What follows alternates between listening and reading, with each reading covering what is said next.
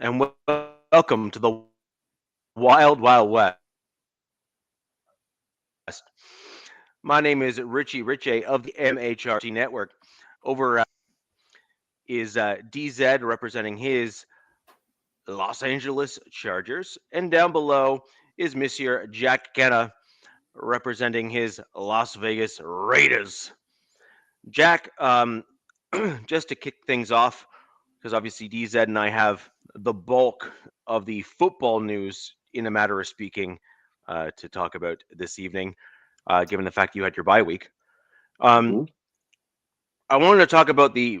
I mean, it's legitimately sad, and I know that your fellow Raiders compadres are all in a state of mourning with regards to the wife of Al Davis passing.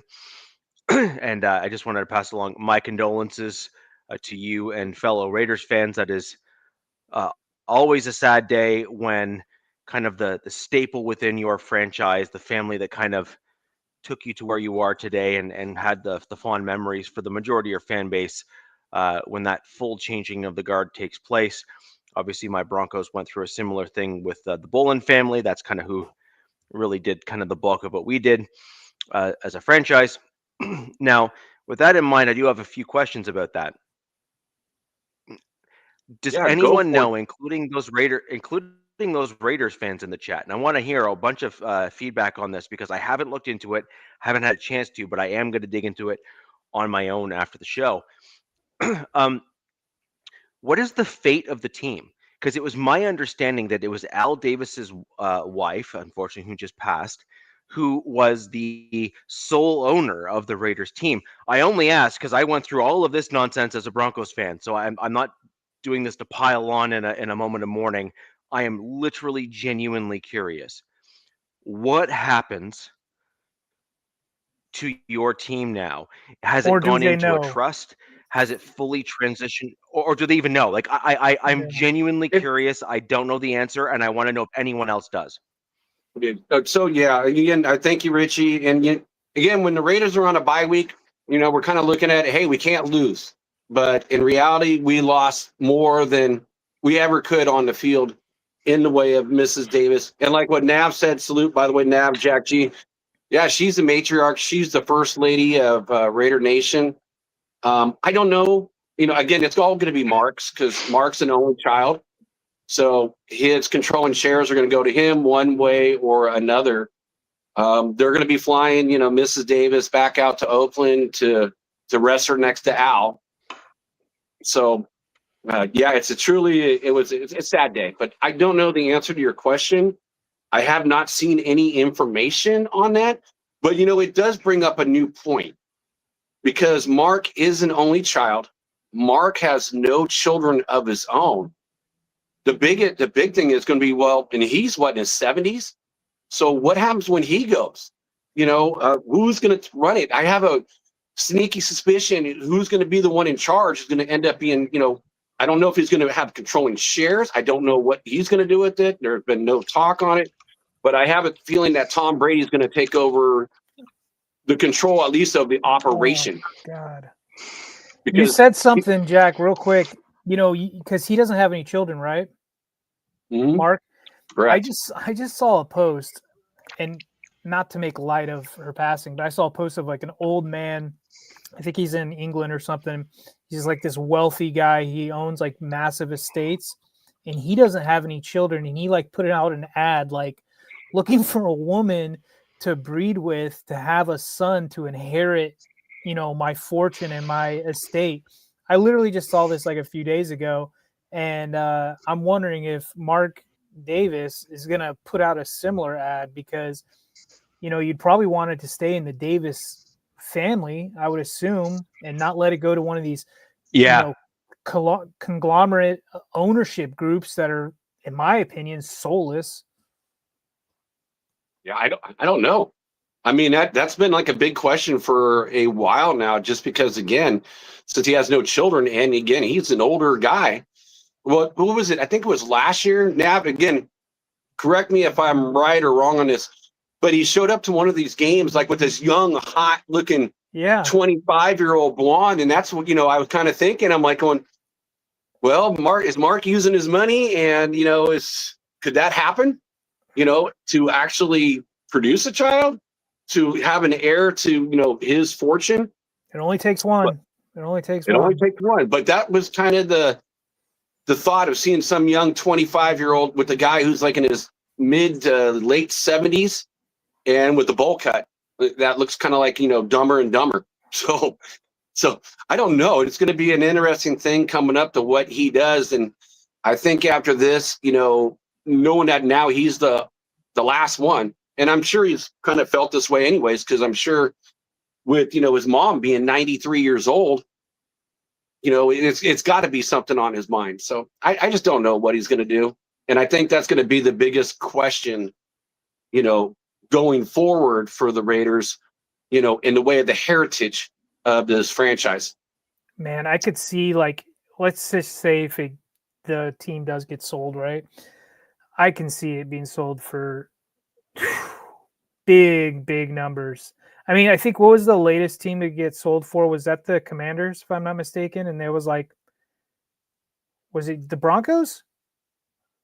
Oh, Georgie says the Broncos. I think the Walmart people, but for some reason the Commanders are sticking out, and that was I think $6 billion or something.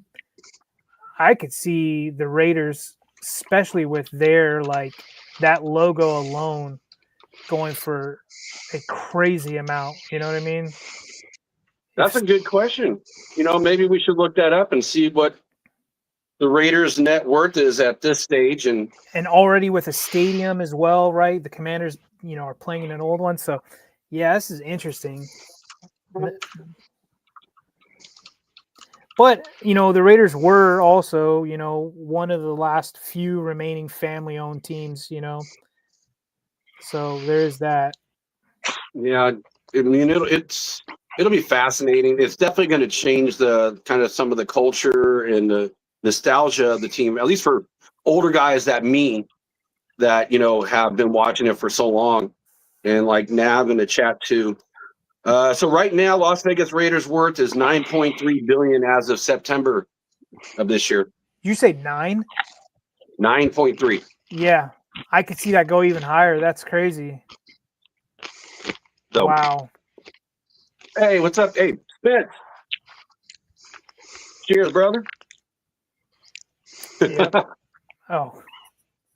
So, well, see, the Wynn family has a lot of money at their disposal. Not only that, they also have the collective assets in terms of what they have in their portfolio to leverage as collateral to then get capital from banks to then put towards the procurement and purchase of a team. Also keeping in mind that the Las Vegas Raiders are in Vegas, and Wynn as a family is certainly infamous in Vegas. So that's a bit of a natural fit perhaps for a transition from one family to another. Does anybody know how many shares the Davis family had in the Raiders? I would think, right, because didn't his mother had the majority or something, I would assume? Well, it's the controlling shares. Right. Yeah, I don't know if they have the majority of shares, but they have the controlling shares. Well, so wouldn't hers go to his, or he probably didn't have any, right?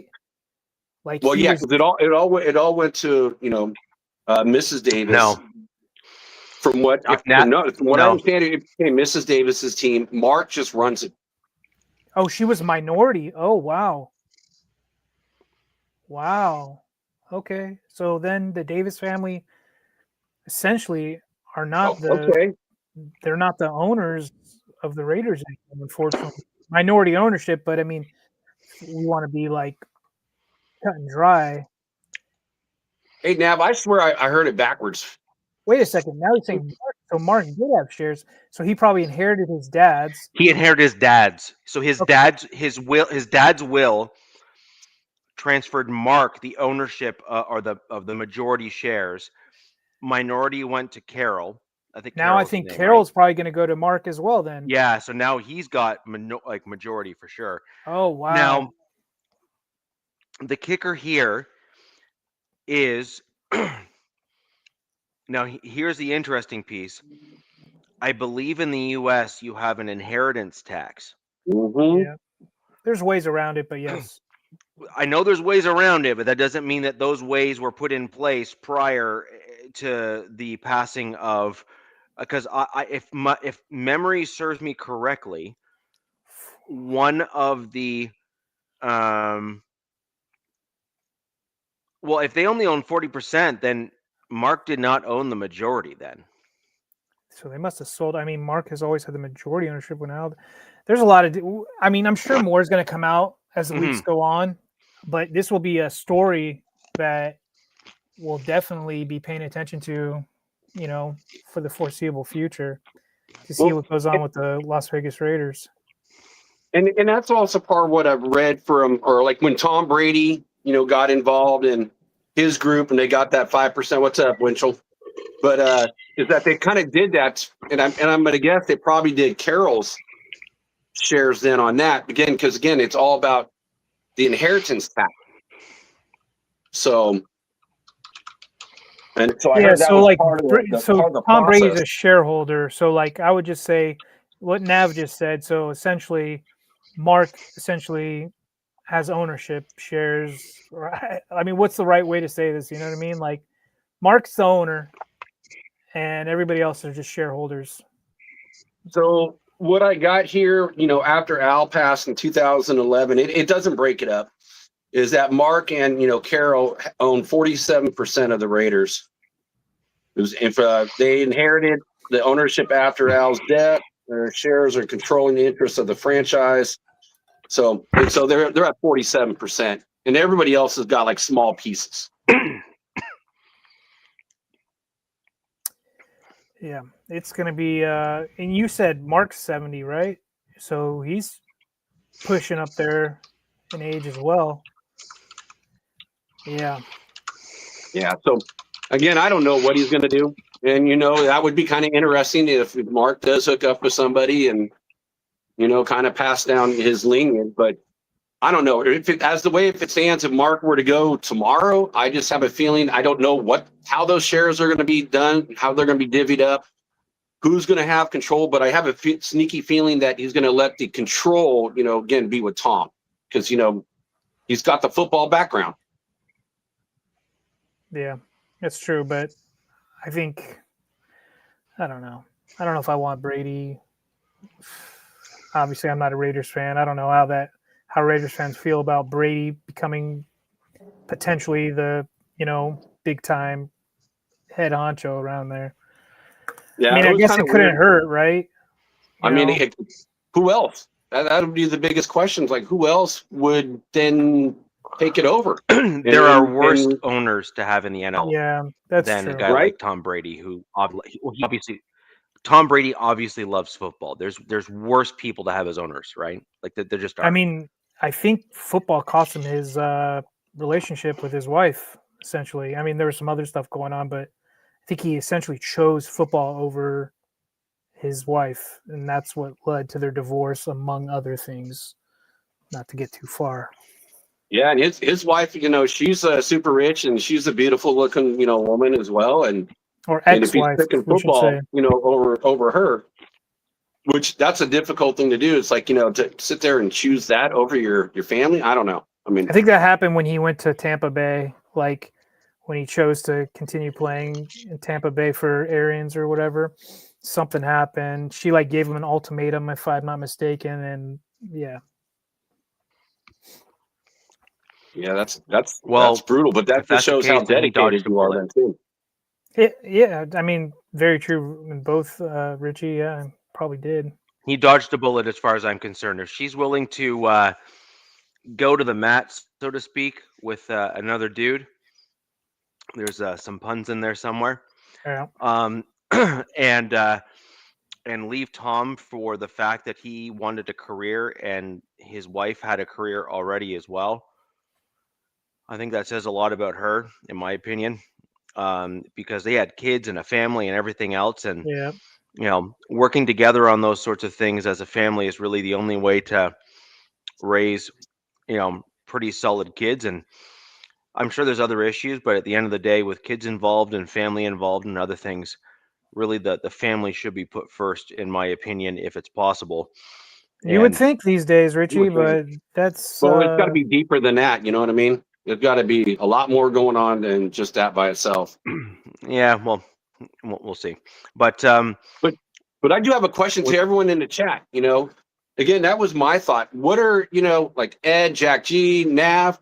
What are your guys' thought? You said Mark would be a placeholder. Then who do you think would end up running the show if Mark were to pass? Because like, are there cousins we don't know about? That could also be something. I don't know. I haven't heard anything about him. Yeah, like ever about any talking about any other cousins, nephews, nieces, anything like that. I guess when the show's over, I'll have to go look it up and see if there is any other relatives out there. The issue that we're dealing with here is that the Las Vegas Raiders, as an AFC West fan, this is going to kill me to say out loud, especially as a Broncos fan. The logo and the team and just the whole everything you got the going aura for you or and your whatever, team. the vibe. The vibe. Mm-hmm. The brand. You guys are known as the bad boys in football, like it or not, right? Cool, that's fine. Correct. That's fantastic. However, the point here is this. That is way too big of a transfer of wealth to simply just to be like, we're going to just go ahead and wing it. You are literally and by the way, I did some digging. So who was it? Ed, you are completely correct. So 47% stake of the Las Vegas Raiders is owned by AD Sports, I believe is the company name or the incorporation name, of which the Davis family, so it was Al, was Carol, and was Mark, collectively owned the entire shares within the company. And then Mark, as a result of both his parents aging, then became the primary and sole owner of that company. So now that Carol has passed, the way that legislation typically works with regards to organizations and corporations, the sole surviving shareholder then inherits or then owns all of those shares. And so while inheritance tax and stuff is different, it looks like what happened was Al, at least at some point, transferred the organization over into a company or a corporate interest as opposed to a personal interest. And I don't know if that then qualifies under the same rules and legislations in the US. I know a lot actually about Canadian law when it comes to that kind of stuff. I do have a somewhat of a legal background. That's what a lot of folks know about the show because Alex and I used to go back and forth on on legal stuff. But in terms of the U.S. stuff, there's certain things I just don't know how the inheritance tax works and that kind of stuff.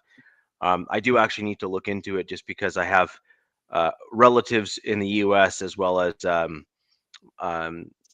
property in the U.S. that I have to look into to see how that works with regards to family. So I am going to dig into it, but it is an interesting way of how that all works, which is it's super interesting.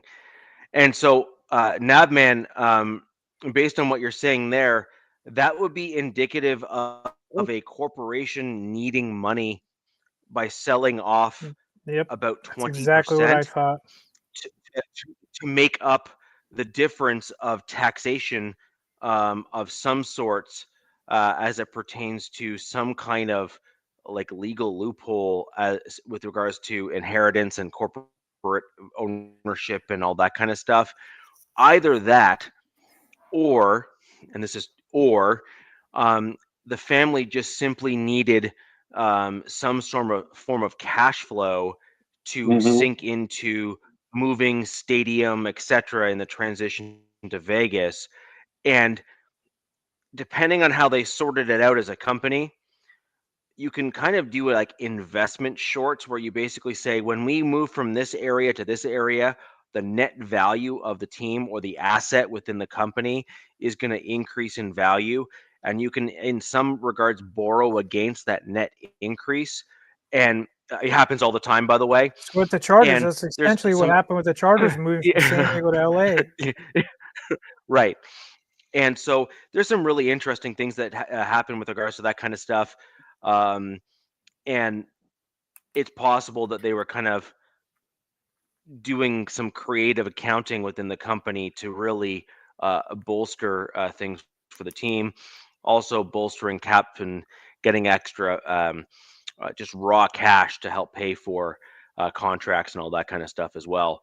Which is just one way of getting cash flow for a company that may not be as cash rich as they should be, and that might be how they did it. Yep. Possible. I mean, there was one of the when they No, were in Oakland. sorry, they were like sorry, one real of the quick, Jack. teams. Hold on, Jack, one sec. Incorporation is a style of a company. It's a certain, it's a way in which you register an organization.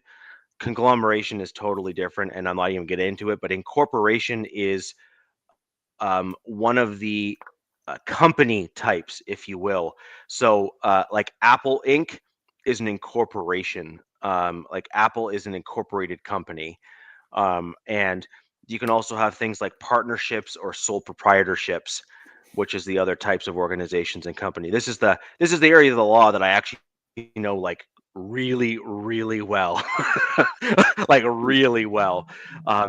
And in corporations, or corporations, as they're often referred to as a shorthand, although almost all companies have shares, incorporations are the ones like the ones you see often publicly traded and things like that, where you can buy shares into the corporation, and you can then have things like voting shares, or they have different classes of shares, which is the even bigger companies, like things like voting shares versus non-voting shares and that sort of thing.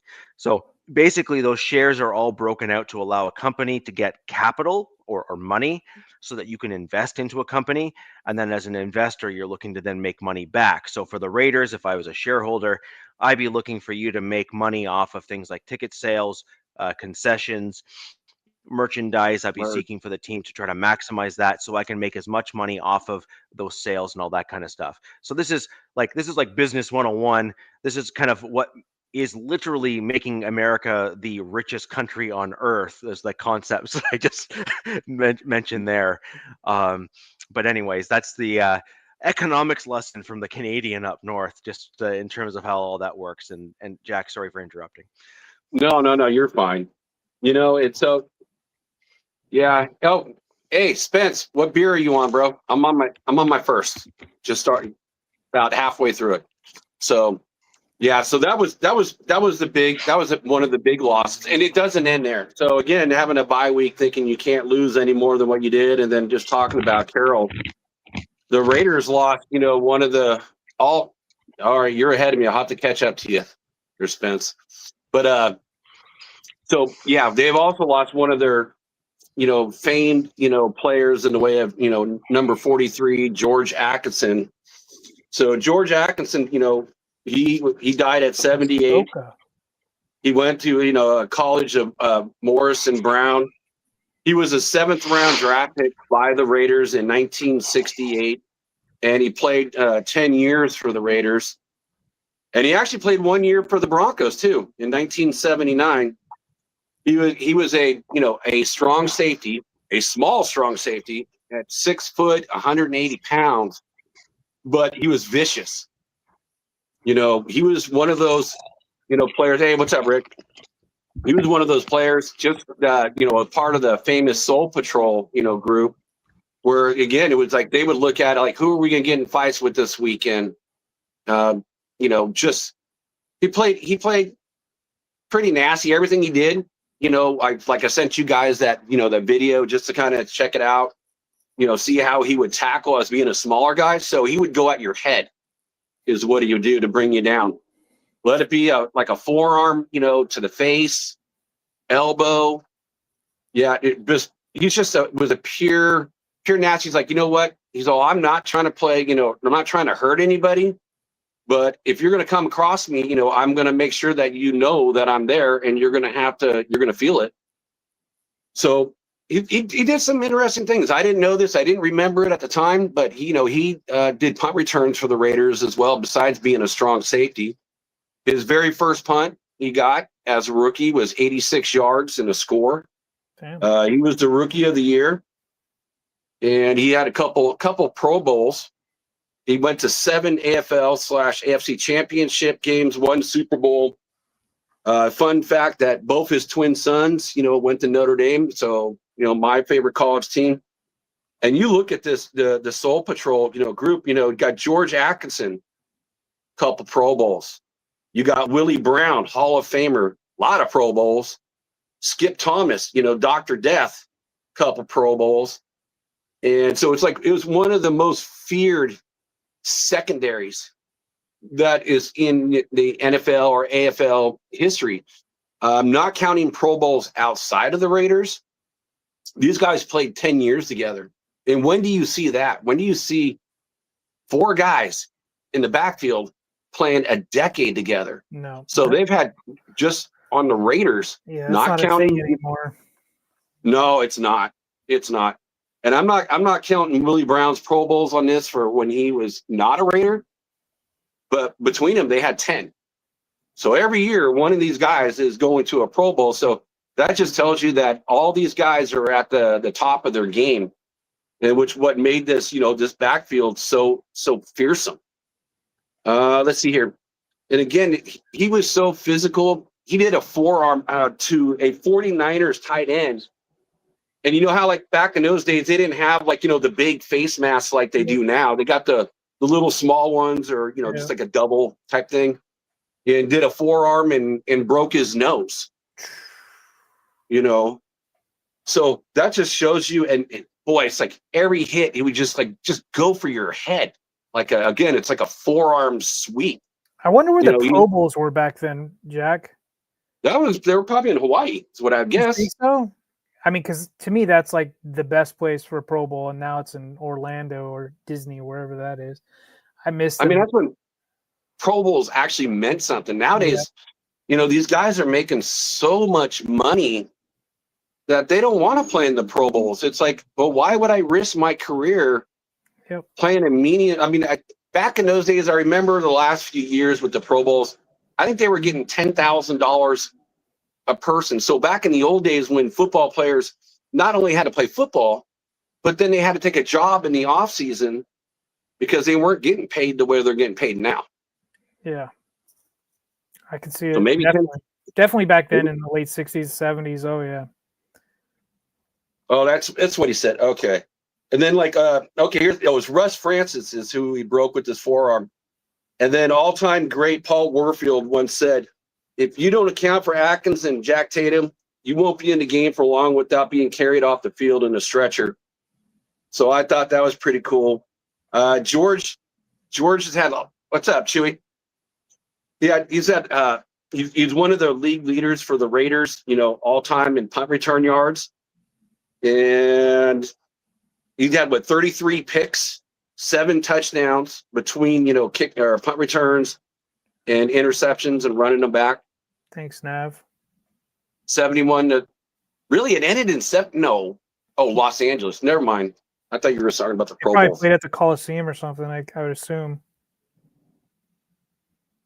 That'd be pretty cool. He makes a point about air travel, That would be pretty cool to meet him. Any of those guys, or like for any of our teams, just some of the greats that have played for our teams would be something pretty special.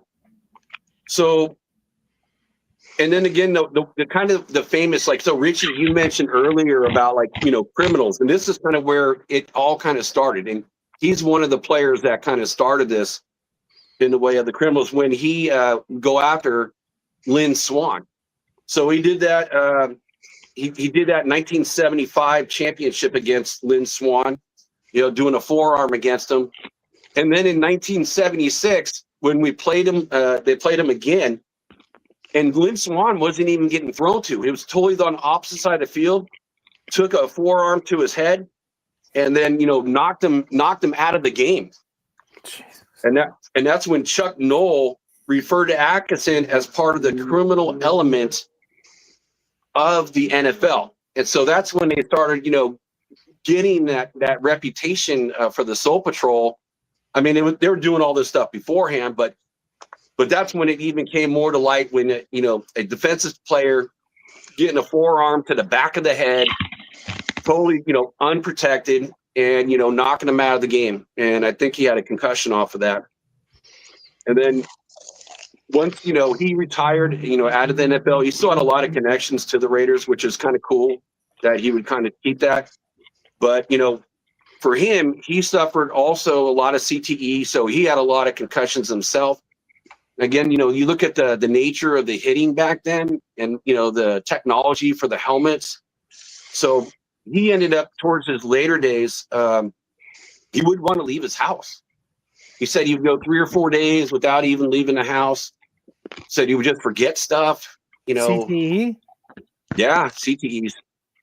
Chronic, I don't know how you say the last, chronic traumatic epopathy. I can't even say it. So, and also, like, sorry, what was that last word? I can't even pronounce it. Look it up. That's why I just said CTE. But, he ended up, again, Ken Staley suffered for this, and he donated his brain, to Boston, University with a couple other Raiders, Art Thomas and George Bueller, to study, CTEs, So he's another, big loss for the Raiders organization. And yeah, coming off of a bye week where, again, you feel like, hey, I can't lose anything, but lost more than what you could lose overall, losing a football game.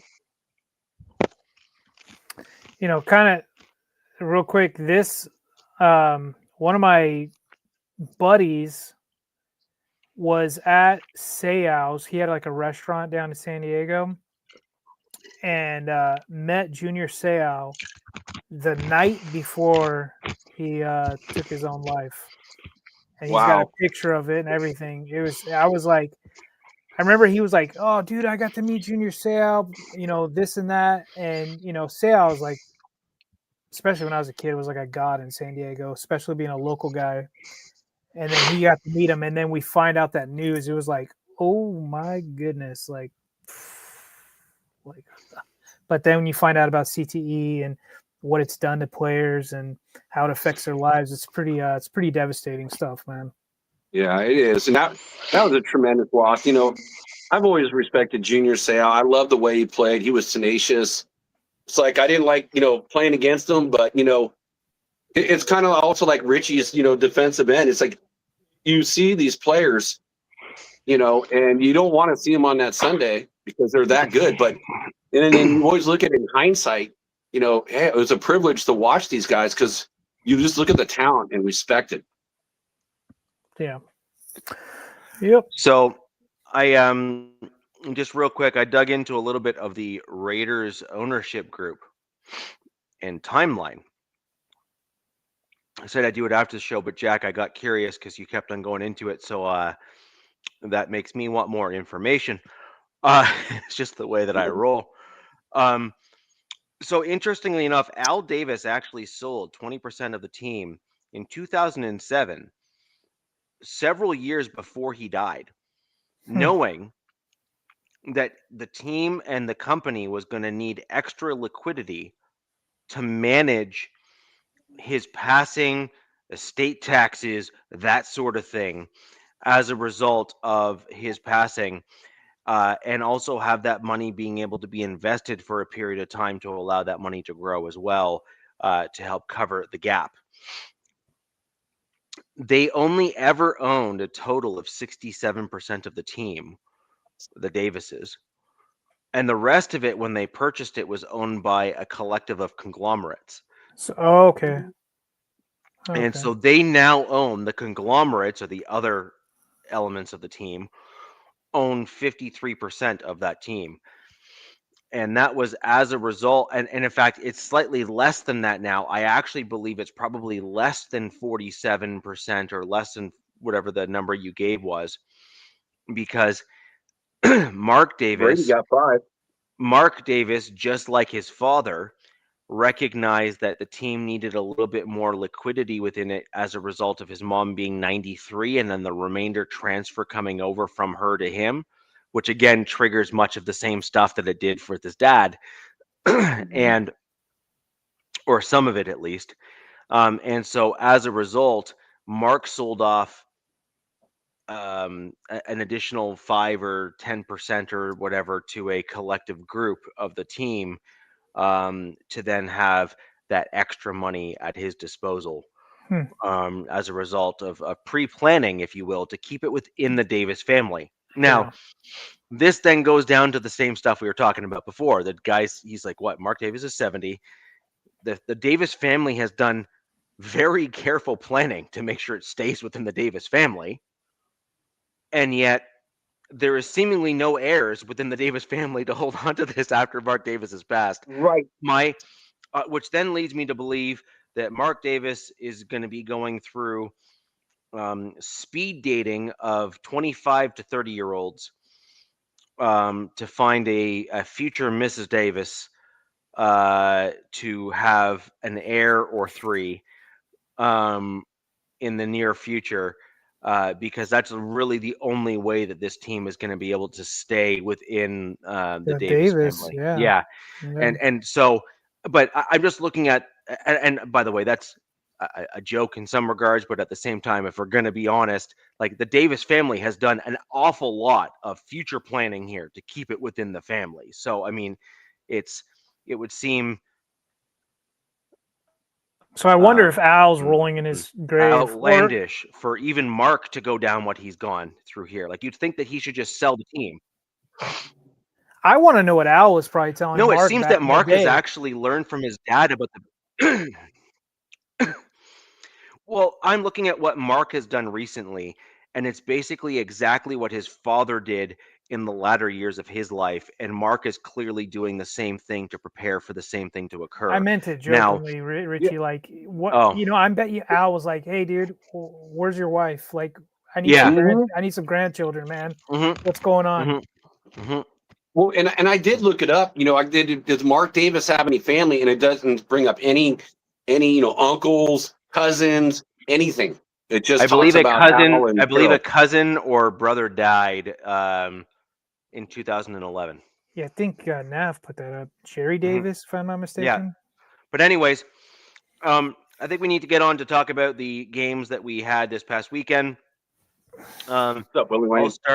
I'll start with my Denver Broncos. It is a huge, and I mean huge, win for my Broncos over the Cowboys. I did get that one wrong, by the way. I had the Cowboys winning, I believe. Jerry Jones is so inept. The way I looked at it was, despite the benefit of what the maybe I'm wrong, maybe I guessed the Broncos, but I didn't think I did.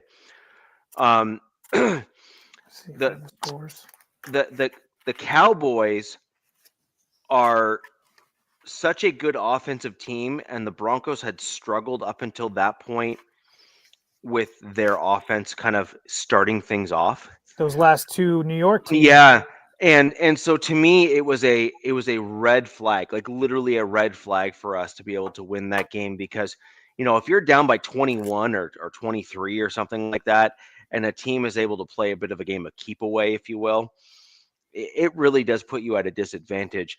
Now, in fairness, the Broncos defense is pretty elite. Like it just is what it is. They are certainly on. They are on track to set records, like NFL record. Like they are going to be in that level of 85. They're chasing the 85 Bears right now, I think. Well, it's funny, the 2015 Broncos defense doesn't get enough credit. I remember the 2015 defense. That was our Super Bowl win.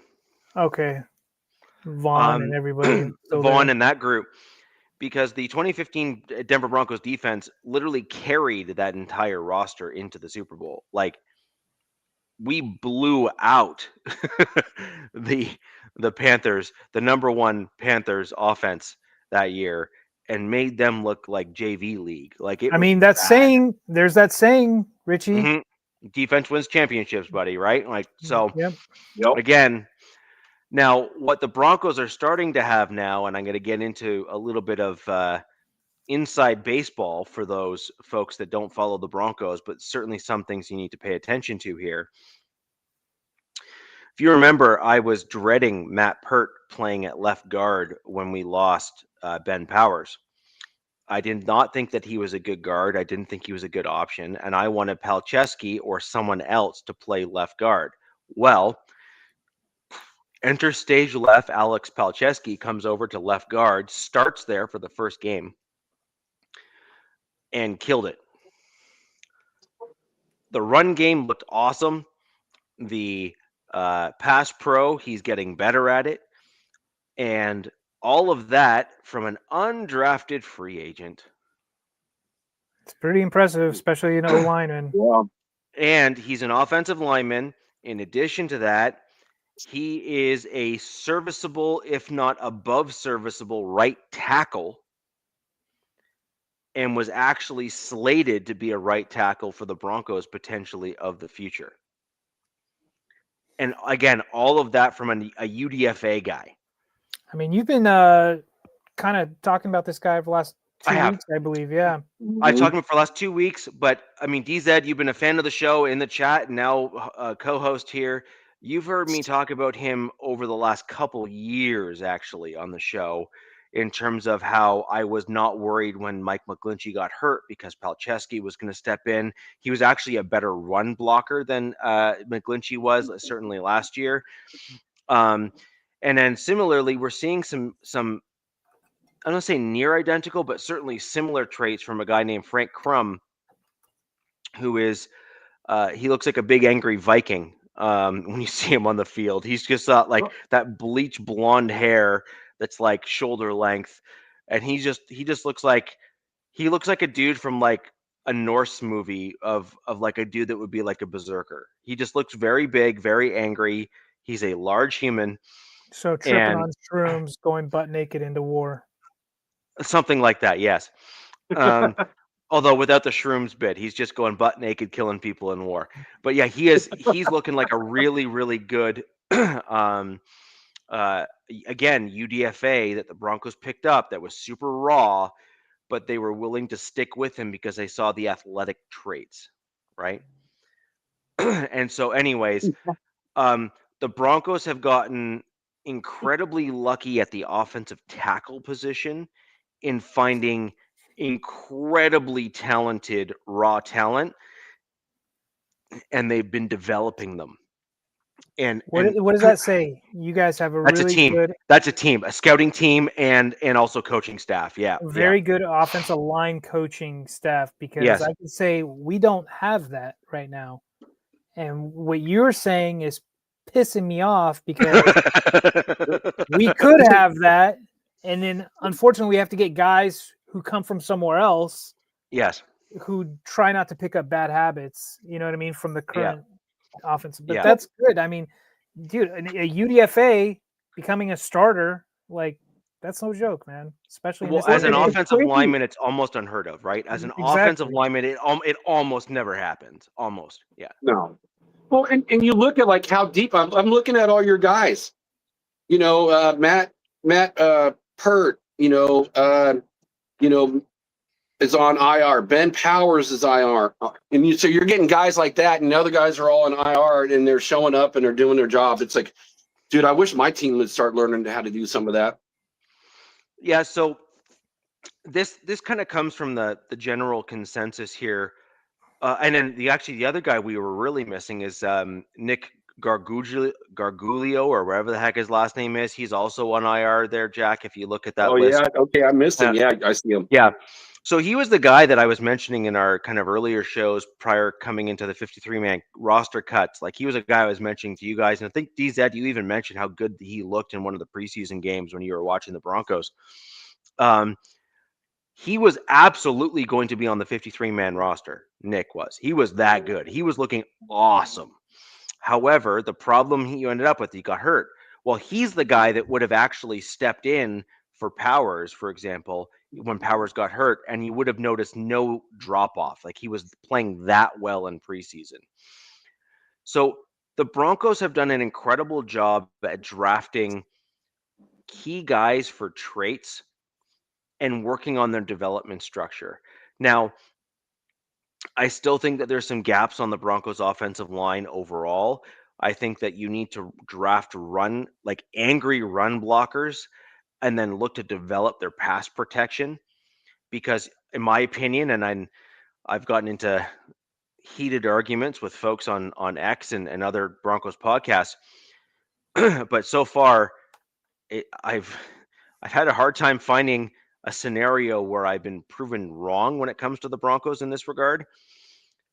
Drafting a guy that can run block really, really well typically yields better results because those guys can often learn the technique that's required for pass protection if they're willing to sit down, shut up, and learn.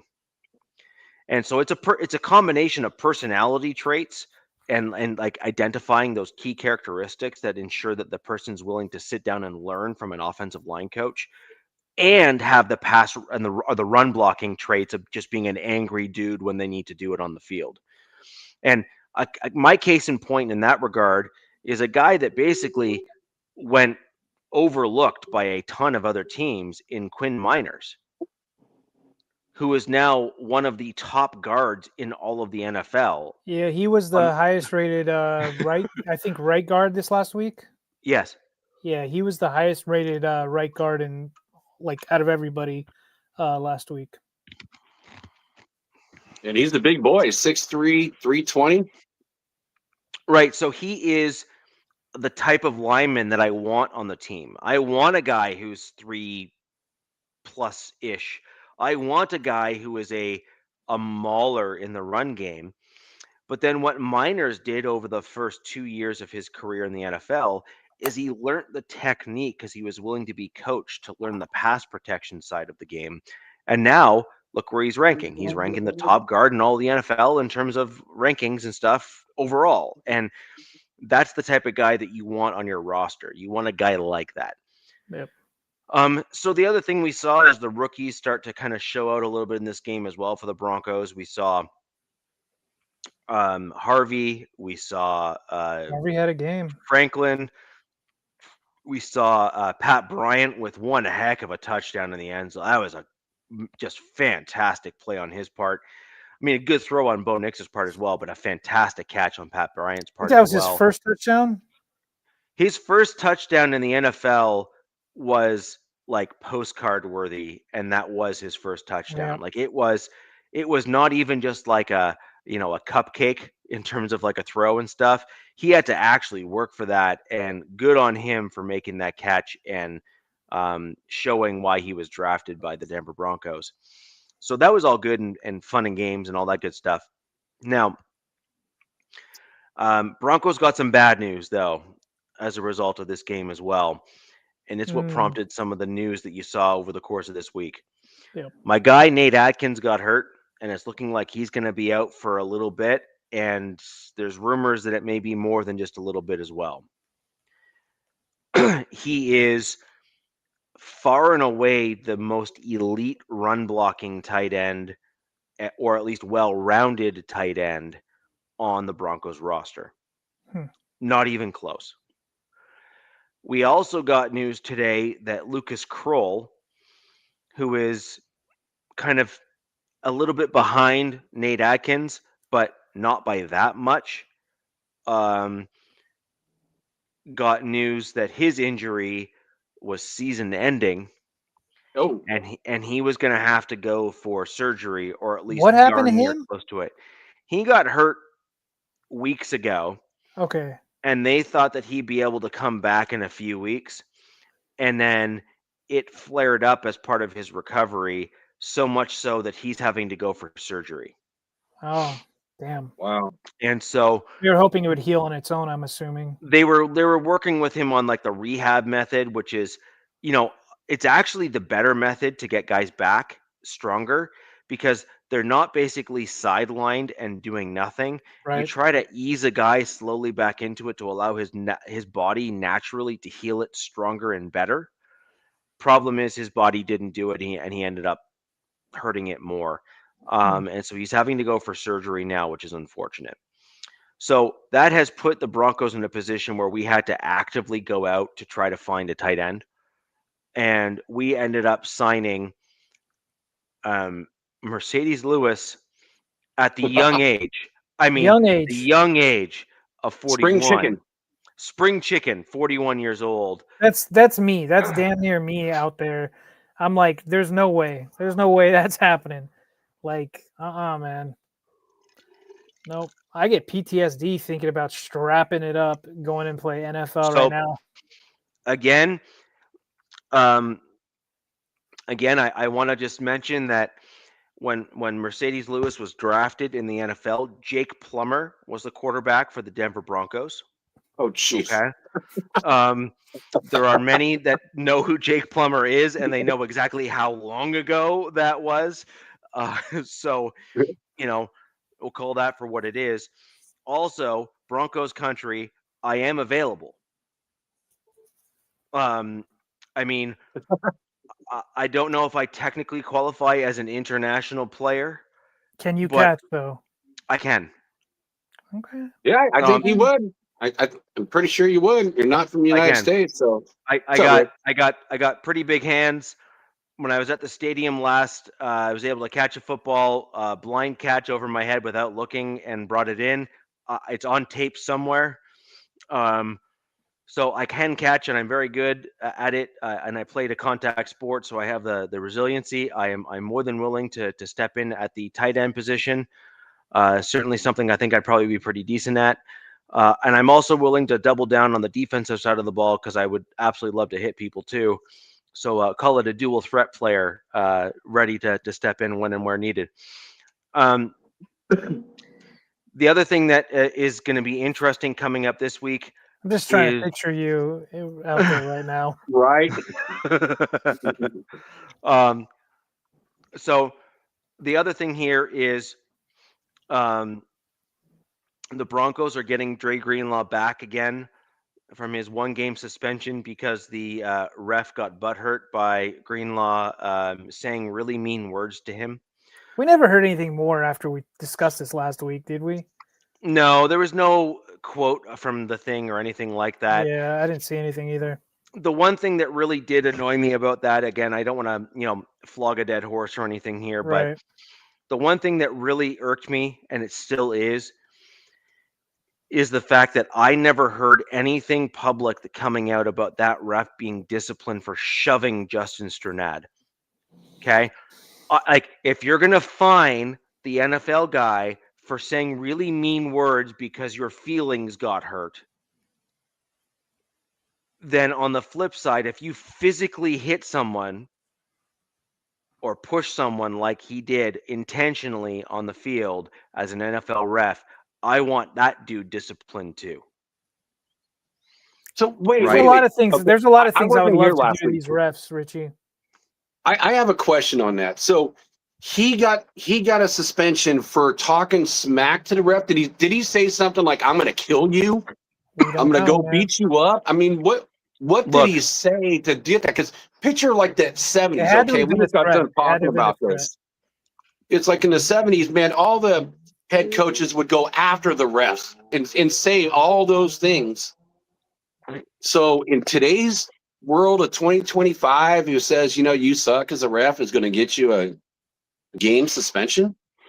Look, this is what the problem is. With all of the mics and all of the cameras and all of the people around, not one person, not one person has been able to come out and say or show what the actual bad, mean words that Dre Greenlaw said to the ref. Even if it was, I'm going to, kill you or beat the crap out of you or whatever. Okay, so is an apology from the player after the fact saying, "Hey, look, I got heated, you know, I didn't mean it. I apologize," or whatever. Is that not just suitable amongst men? Sure, but Did he Like, apologize? we talked about this last week, Richie. Yeah, I I wasn't here, 100%. so I don't know. I mean, so he apologized, after the fact. no, I'm just saying, would that not be a suitable thing to just say, 100, "Hey, 100%. yeah, But the thing is what I've been noticing in this league is if you have any priors, especially him being in San Francisco, I know this due to Derwin James is because he got suspended, I think last year, 2 years ago. And they will suspend you. It's just like it adds up. They're like, oh, you've already had this many warnings, and then boom. So that flag didn't mean he was suspended. Nobody knew he was getting suspended just for that flag. But then, after the game or the next day, Dre Greenlaw has been suspended. I'm sure somebody in the NFL, NFLPA, or whatever, like, oh, dude, this guy's a repeat offender. So we're gonna make an example of it, even though it wasn't probably bad. Yeah, I'm gonna kill you. Oh, go F yourself. See you later, bro. Have a nice night. You know what I mean? So yeah, I agree, Rich. Like, yeah, I apologize, but I think an example was made on Greenlaw.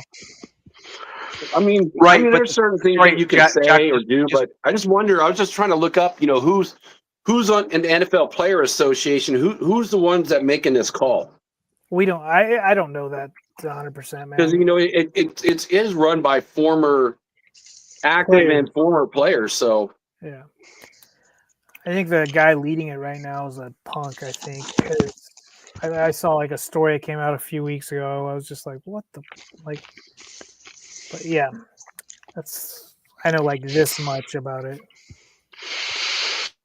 so the real problem I have with that is just the practical element of it, which is if you're going to do one thing, then the other guy has another thing happen to him. I want a level, equal playing field when it comes to that kind of stuff. Sure. And if you're not going to be fair and balanced, then just don't do it at all. And all this is going to do is to really hurt the NFL when it comes to the NFLPA and the Players Association contract negotiations and stuff. Like this kind of crap is just going to pile on, and it is not going to go well for the NFL because, like, the more lopsided you try to make this relationship between the players and the NFL, the worse it's going to be for the NFL because right now the NFL is looking for more and more elite athletes, which means there are fewer and fewer of them. And so you don't have this massive pool of talent available to you. Like you're talking like the 1% of the 1% of the 1% of the 1%. You know what I mean? Like it is a super rare air group. Even looking at just the percentage of men that are over 6'4", like just that percentage alone, which is what you need to be certain positions in the NFL, like you're in like the like 1%, no, 2%. no.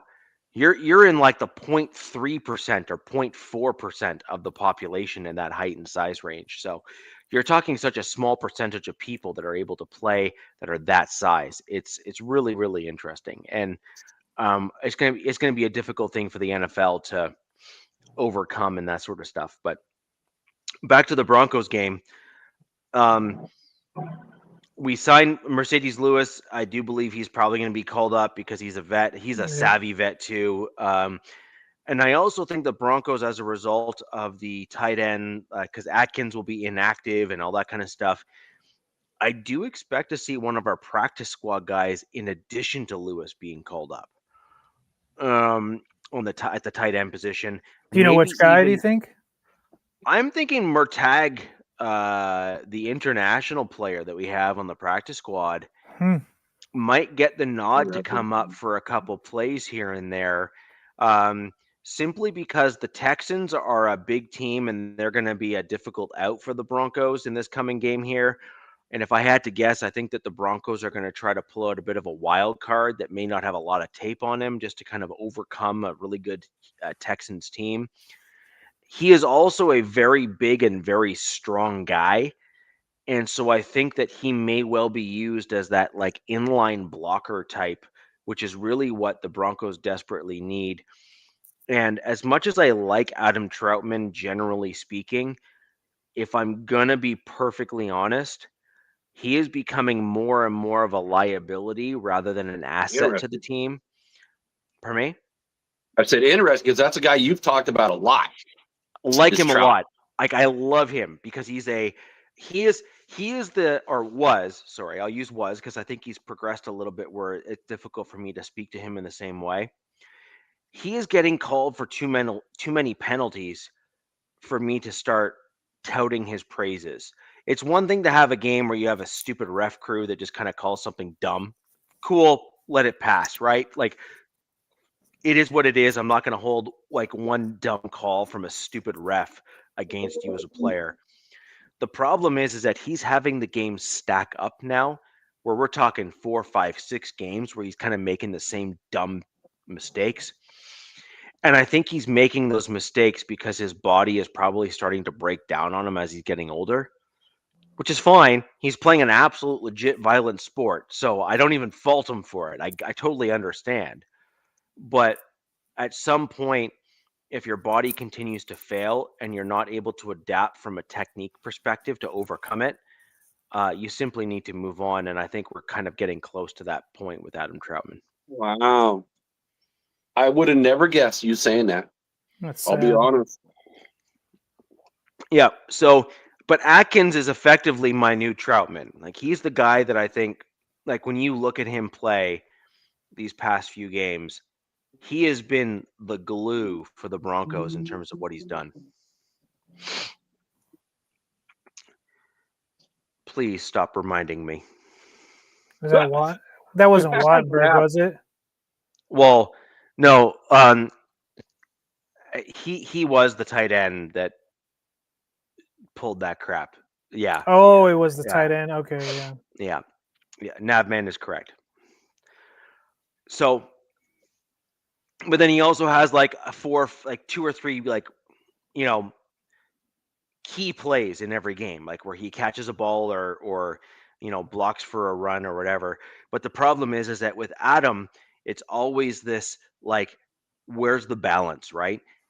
Like he makes a couple mistakes, but he always makes a few like plays that completely kind of cancel it out. The problem he's having now is that the bad plays are outweighing the good plays. And at some point that differential becomes so great that it just doesn't make sense to keep him on the team.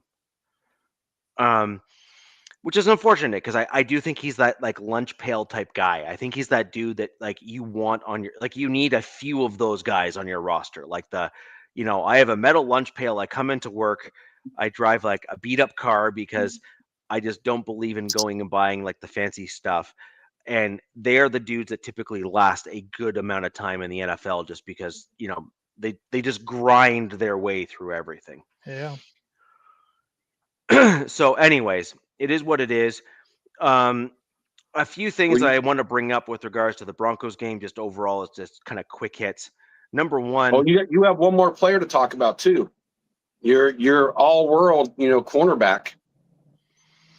I was hoping to forget about that particular piece. It's a bit of a pain point, but yes, Pat Surtain is going to be out for 4 to 6 weeks. He got hurt in the Dallas game. The good news is, but they didn't put him on IR, so I'm wondering what the deal is with that. I think they're hopeful that he can ease his way back in sooner.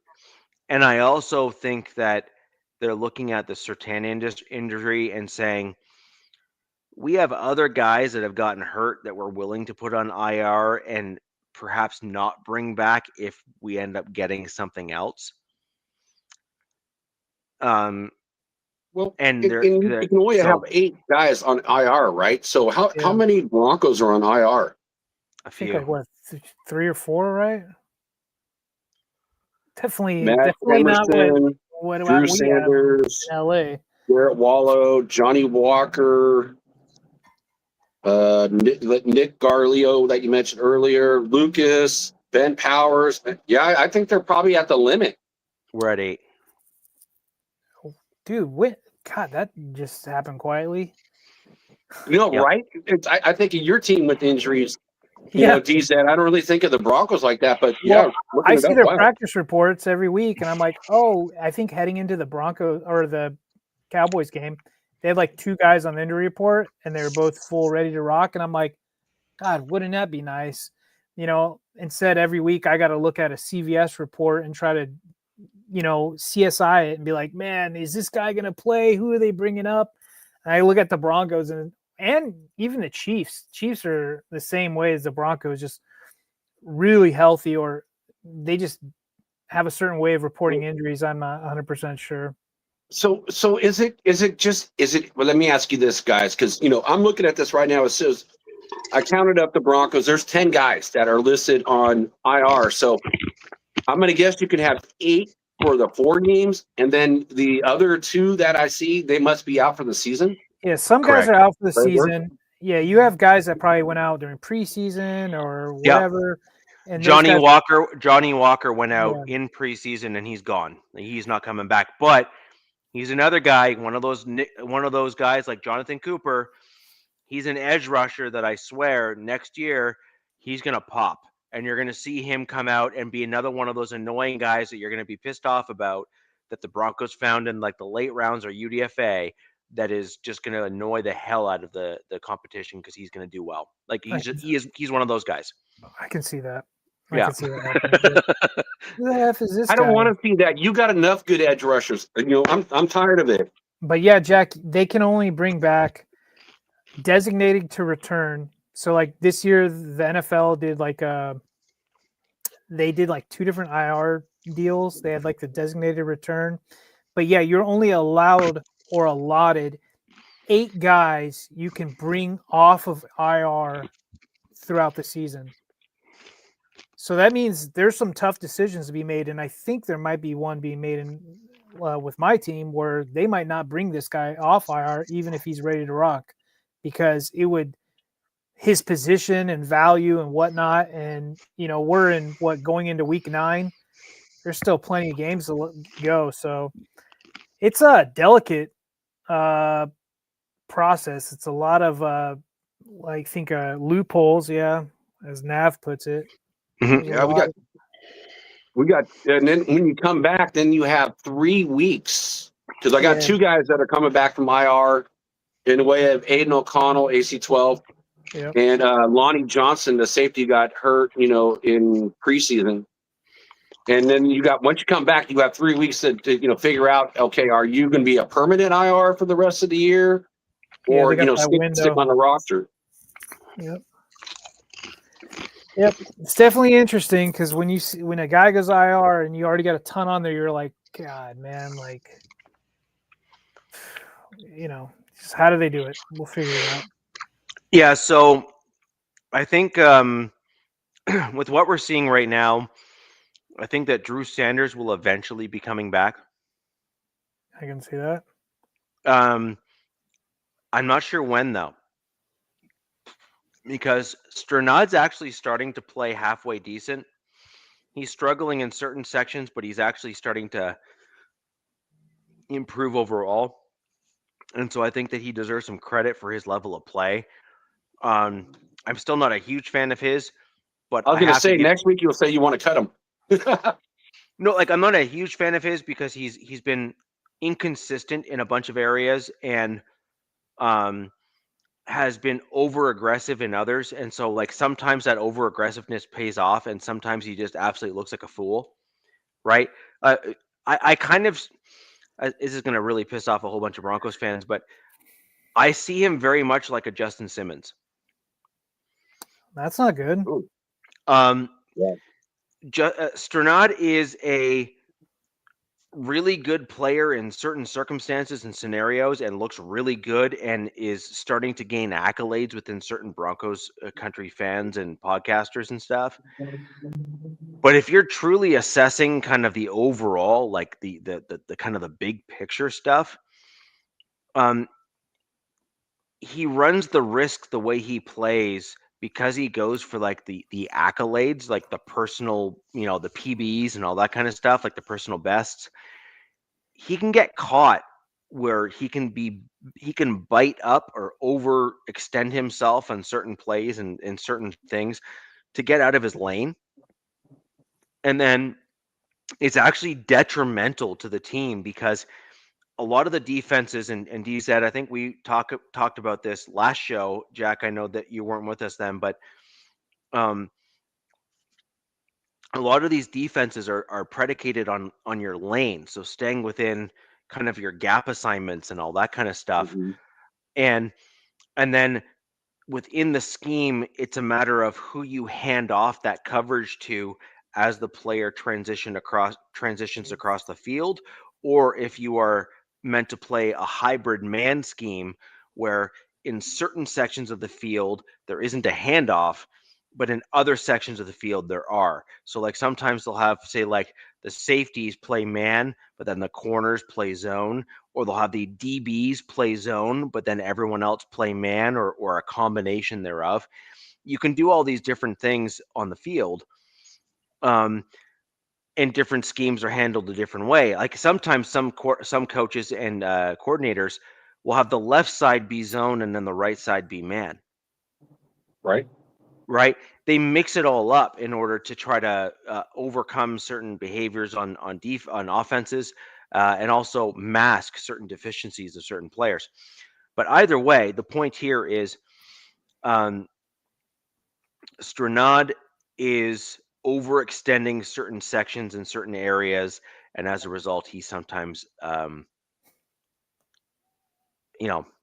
basically sometimes gets caught. We'll just put it that way. I'm going to say yes, Nav. I think Jack may have forgotten to put out his trash. Or is that That's the green recyclables? waste. That's recyclables, right? No, that's the green waste. Oh. Again, I got a third of an acre with 25 trees on my property. So I am always, and right now it's fall. So I am always picking up leaves. Tell me about it, man. My whole yard looks like a white, basic white girl's dream right now. It's like leaves galore. I mean, commercial of me with a pumpkin spice latte, and I could just put like a billboard. Hey, come take your fall pictures here. I don't know. Right.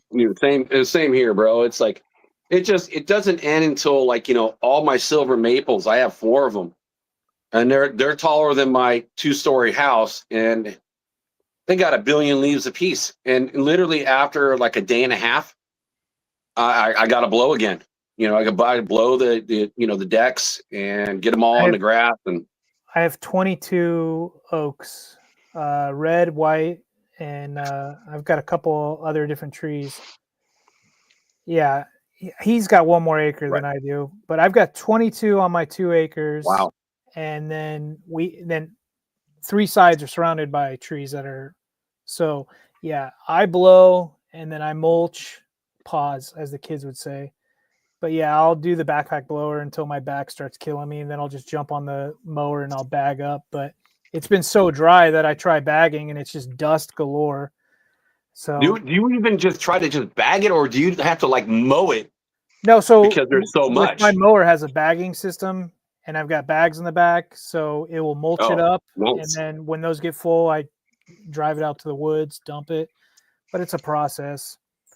So that's one of my silver maples right there.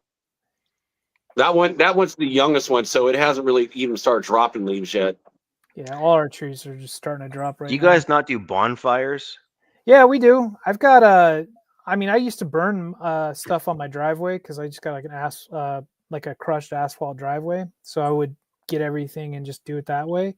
But I got tired of sitting out there and just praying to God the wind doesn't kick up and shoot it off to somebody's property. But we're allowed to burn after, I think, 5 p.m. I don't know. I had a fire marshal out here because my neighbor across the street is an idiot and would start burning in the middle of summer, like the driest day possible, like right inside the woods. And I'm like, what the hell are you doing, Muppet?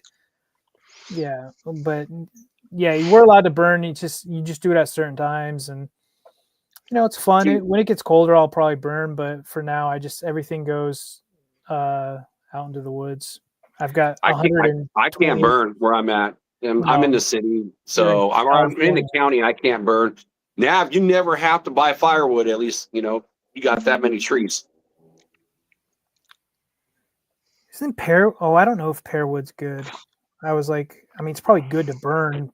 and probably good for smoking. But I was wondering if it was good wood for like building and such. So just real quick to end the Broncos stuff. What Yes, was the Pastor score Tim's again? You out. guys put belt to ass to them. It was It was like 40. 44-24, isn't it? 44-24.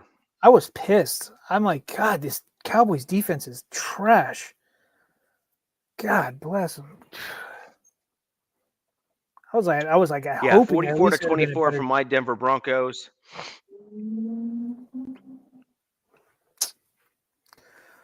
Yeah, so that brings us to 6-2. Top of the division. Top of the division still, but I mean, let's be real. This division's still remaining quite competitive with where we're at. So the Chargers are right up 5 there. and 3, yeah. Yep, the Chargers are right up there. The Chiefs are starting to come back into the division and become competitive again.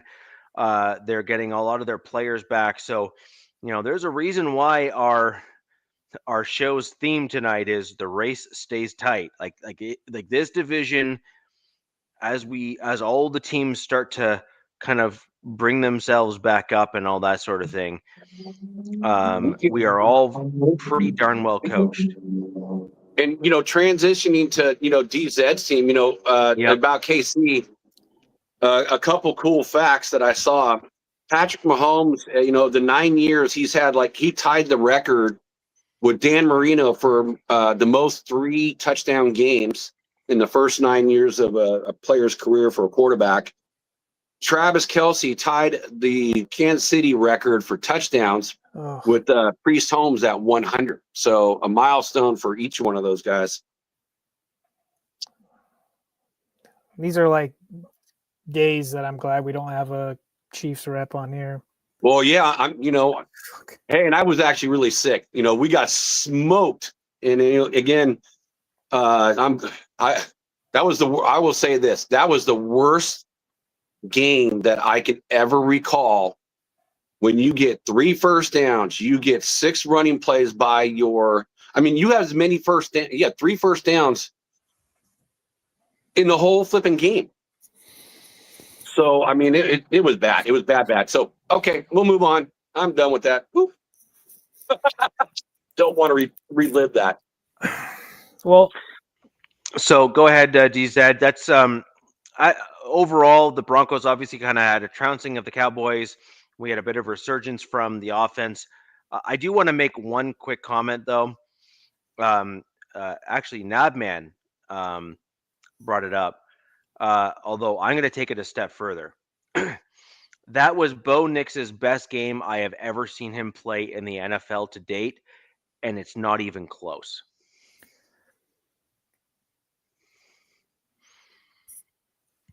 Now, I'm gonna leave. I'm just gonna stay quiet. There's a bunch of asterisks here.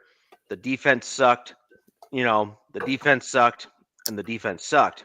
Look, however, dude, he shouldn't have been a first-round draft pick, in my opinion. But that class was overly valued in what I think. And obviously, being drafted in the first round comes with, it comes with its baggage. So you got a microscope on you. What you would love to see, especially as Broncos, is growth. And we've seen him do some pretty crazy things this season too. He wasn't the only one to put up those points, but what it was against the Giants, that fourth quarter was pretty amazing, right? 33 points in one quarter. Yeah. Yeah, I'm not going to give him all those points. Yeah. You know what I mean? And then this game. So yeah, you got to take it. You just want to see growth. You want to see him growing as a quarterback, taking over this team. There's just a lot of chatter, and I don't know what to make of it, about him and Sean Payton and the playbook and everything else. And I'm just like, I'm curious to see where this leads. But if you're winning games, all that just goes away.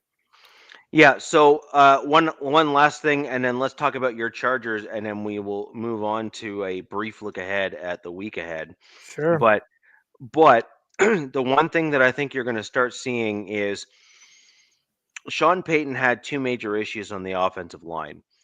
we had the run game not working, and that was in large part because the center of the offensive line wasn't pushing guys further ahead and out of the way. Powers was playing well, but not great. Palczewski is a way more aggressive run blocker, and he's an animal. Like, he is that good. And I think that Sean now feels a little bit more comfortable in the run game with Palczewski in there. I think he's just a bit of an angrier blocker. Reminds me quite a bit, actually, of Quinn Miners, if I'm going to be honest. Palcho is that guy for me, and he's a guy that I think can really come into his own if he's given the opportunity. So that's an interesting one, just from my perspective. In addition to that, the dude got married or engaged this past offseason, just as the 53-man roster cuts were making. So congratulations to Palczewski for the engagement and whatnot. So good for him. I like that nickname, Palcho. Well, that's his nickname on the team, Palcho. I like that. I like that. It's cool. I like it. Yeah. So there's that. And then the other, so there's that. And then you have Quinn Miners, who had a little tweak, and then as Paul has mentioned here, has now mentioned that he's kind of overcome that injury and it's now gone away. So you're starting to see better play from him as well. So you have, obviously. Yeah. Yeah. So now this then leads us only to the center that still sucks. Dude.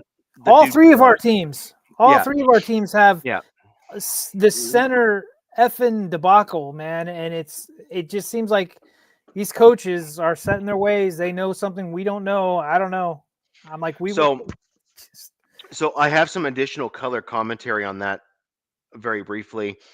This may be indicative of your teams as well. There's two different traits that you need from a center. You need a center that is quick enough at reading the defense and that relays the calls to the rest of the team. Yep. So there's that. But then you also need a guy that is able to both pass pro and run pro by moving guys off the ball. Now, Wattenberg can pass block a little bit, although he's regressed this season in that category. His run blocking sucks. Like, he is awful, like dog water. I do, however, think that he's good at protections. The problem is, if you get all of the rest of your team in a position to protect well and you can't protect at all or not well, it means nothing. Oh, Nav. I don't want to hear about that. That Bo doesn't have. You said, no, we're not playing this game. I don't care what Richie says. We're not saying that the Broncos don't have a good O-line. Is that what you just said? Nope. Oh, my God, Nav. Christ. No. I think you're reading it the wrong way. He says, look, I don't gauge the validity of QBs when they win with a dominant line. I gauge them how they handle it when they don't have it. Bo did that. He just said, essentially, he doesn't think Bo has a good offensive line, and he still wins. Well, he just said Bo did that. He handled it. They have a probably top 3 offensive line going. They do have a top 3 offensive line, even with injuries. There are certain elements of the Broncos offensive line which are good, and there's others which are bad. I'm like, you guys have it good, man. That's all I'm saying. You have it great. Well, we have a good to great offensive line when you compare it to the rest of the league, generally speaking. That being said, if you're going to be honest and you assess the film that you're seeing, the center of the field, especially in the passing game for the Broncos, so as much as folks like to say Wattenberg can pass pro, he's decent, not great. However, that middle section, so you like sometimes you see the film and stuff when quarterbacks are there, and you have that arc. You know that arc that you see, and you're like, the pocket. Yeah. or Sean Payton refers to as the 2 to 3 yards. Well, that's a problem, right? Because that allows the quarterback to shimmy, shake, and kind of move around, extend the play, and then step up and make a throw and do what he needs to Dude, do. very Right? rarely have I seen a pocket this whole effing season. I see this ragtag group of dudes going all this which way, and I see my quarterback having to play freaking Frogger doing this all around. And I'm like, every game, and I'm just like, oh my God, he's going to get killed. Right. They're trying to kill him. They're That's literally, funny. Right. You should call it frogging. But I'm going to say 60%, or even we'll say 50% of the Broncos drop back passes. Bo does not have the center pocket in the middle of the field. well, that's a problem because that is the worst. And remember Philip Rivers. Rivers' whole spiel or his whole stick in the NFL was that pocket would form and he would move up in that pocket. That was his first thing. But if that center failed, boom, he was donezo like that. And, so you need a quarterback that if he's stepping up, that and you're getting that's like the worst pressure to get right away up your face is Right from in the middle, Right. right? Yeah, you're Up in the screwed. middle. Yeah. So So that's the Wattenberg problem, though. That's what I'm trying to say. That's the Wattenberg problem. yeah. Wattenberg, when you go back and look at the film, and if you're going to be honest, and honestly, if PFF says Wattenberg played well, I literally want to go punch someone in the head. Like, they just need to be hit in the head. Bozeman just doesn't even block guys. He's like, hey, come on in. Yeah. So this is the problem, right?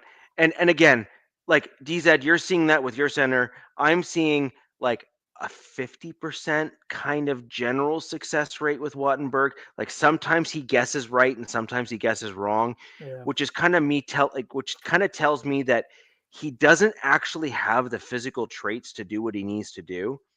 So what he's doing is he's trying to anticipate certain things because he's not great. And so when he gets it right, he does real well. That's But fair. Because he guesses wrong, he looks like crap, like literally like crap. Whereas if you have a guy who is, there's a few, I mean, the Chiefs center is great.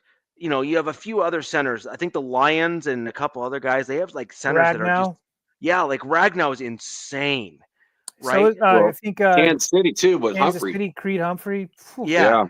But that's what I'm saying is that those guys there not only can kind of read and figure things out and get protection set, but they also have the physicality in terms of being able to adjust to not lose their battles, to not lose their assignments.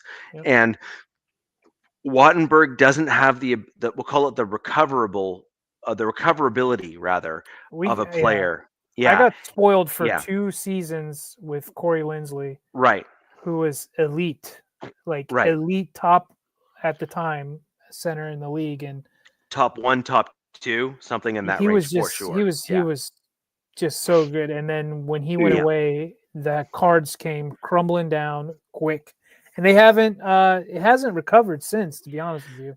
So anyways, that's kind of where I'm at with that. When you're dealing with the offensive line that kind of crumbles like that and it has those issues, that's going to be a challenge. At some point, I would like to see Forsyth be brought in to complete the transition of the offensive line.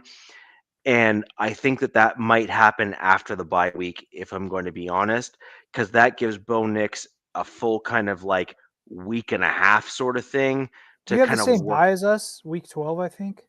I think so. Yeah, Rich, you have week 12 on your bye. Okay, so we have week 12 as well. So anyways, when I'm looking at that and stuff, like I think that would be a reasonable time for us to maybe look at a change, especially if Wattenberg has like a really bad game, say against the both even the Texans and the Chiefs. That could be a springboard for the Broncos to potentially make that move to get Wattenberg out. I haven't seen the Texans this year. I haven't been paying attention, but I do know primarily their pressure is coming from the outsides. But I don't know what's going on with their middle this year. It could be different, but I just remember their stuff was coming from the outside. So if they don't have anybody, dominant up there, Bo should be able to step up. Yeah. When we get to that, we definitely want to talk about Texans defense. That's for sure. It's Palcho, man. Palcho is our left guard. Miners is a right guard. That's my new favorite. So Nav, nickname.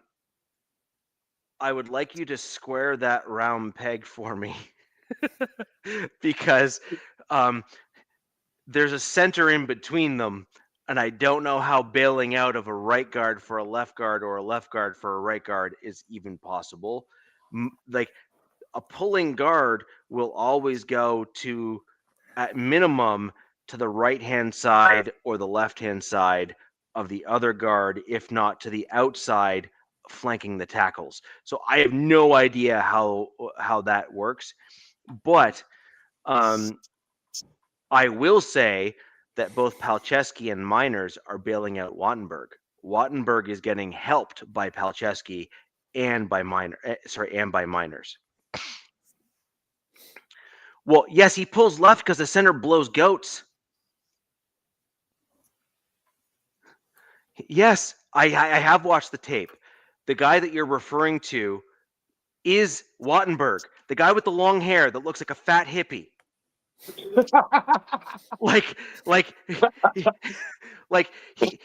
He's the dude. He's the dude that smoked a doobie and then ate too many 12 packs of donuts. He literally looks like a fat hippie. He's that's like Wattenberg. Injecting Twinkies into his veins. Like that's Wattenberg.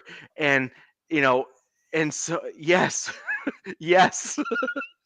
I don't know how many episodes I have to say the same thing. Richie's been saying that for a long time. Yes, that is fact. And you know what gets me is, if your guy's a fat hippie, Richie, then Bozeman, or you can, I guess he's a fat baby. He's like a man baby.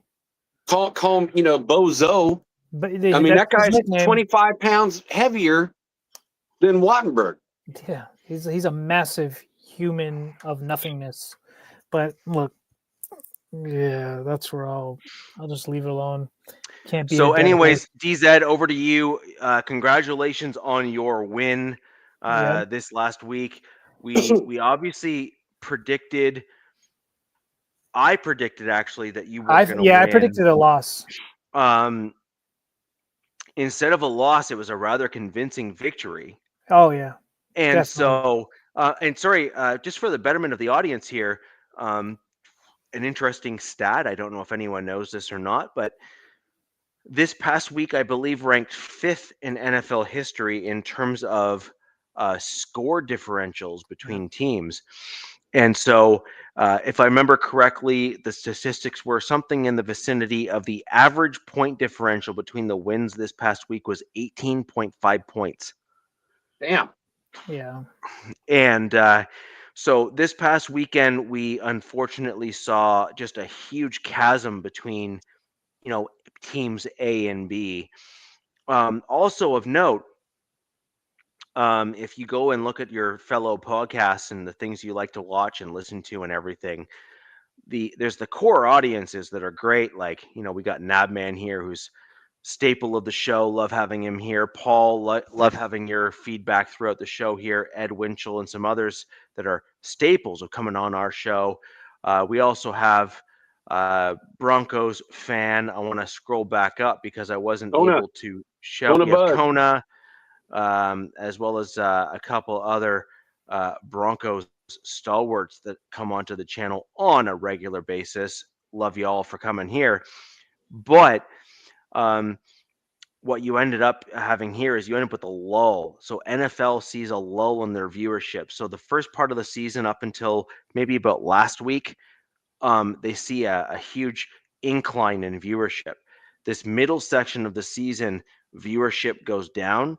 And then near the end of the season, it just goes absolutely wild. Like, I wonder if that's because some fans, like, their teams are out of it and they're just like, damn it, like. Teams are out of it. Sorry. Teams are out of it, and the games matter less because they're still jogging for position. They're jockeying for that spot within the league. So that's what you get with this time of year. This is the dead area of the NFL season. but it also doesn't help this past weekend when you have blowouts. So you're going to get a lot of fans that are saying, well, I got other things to do. Thanksgiving coming up.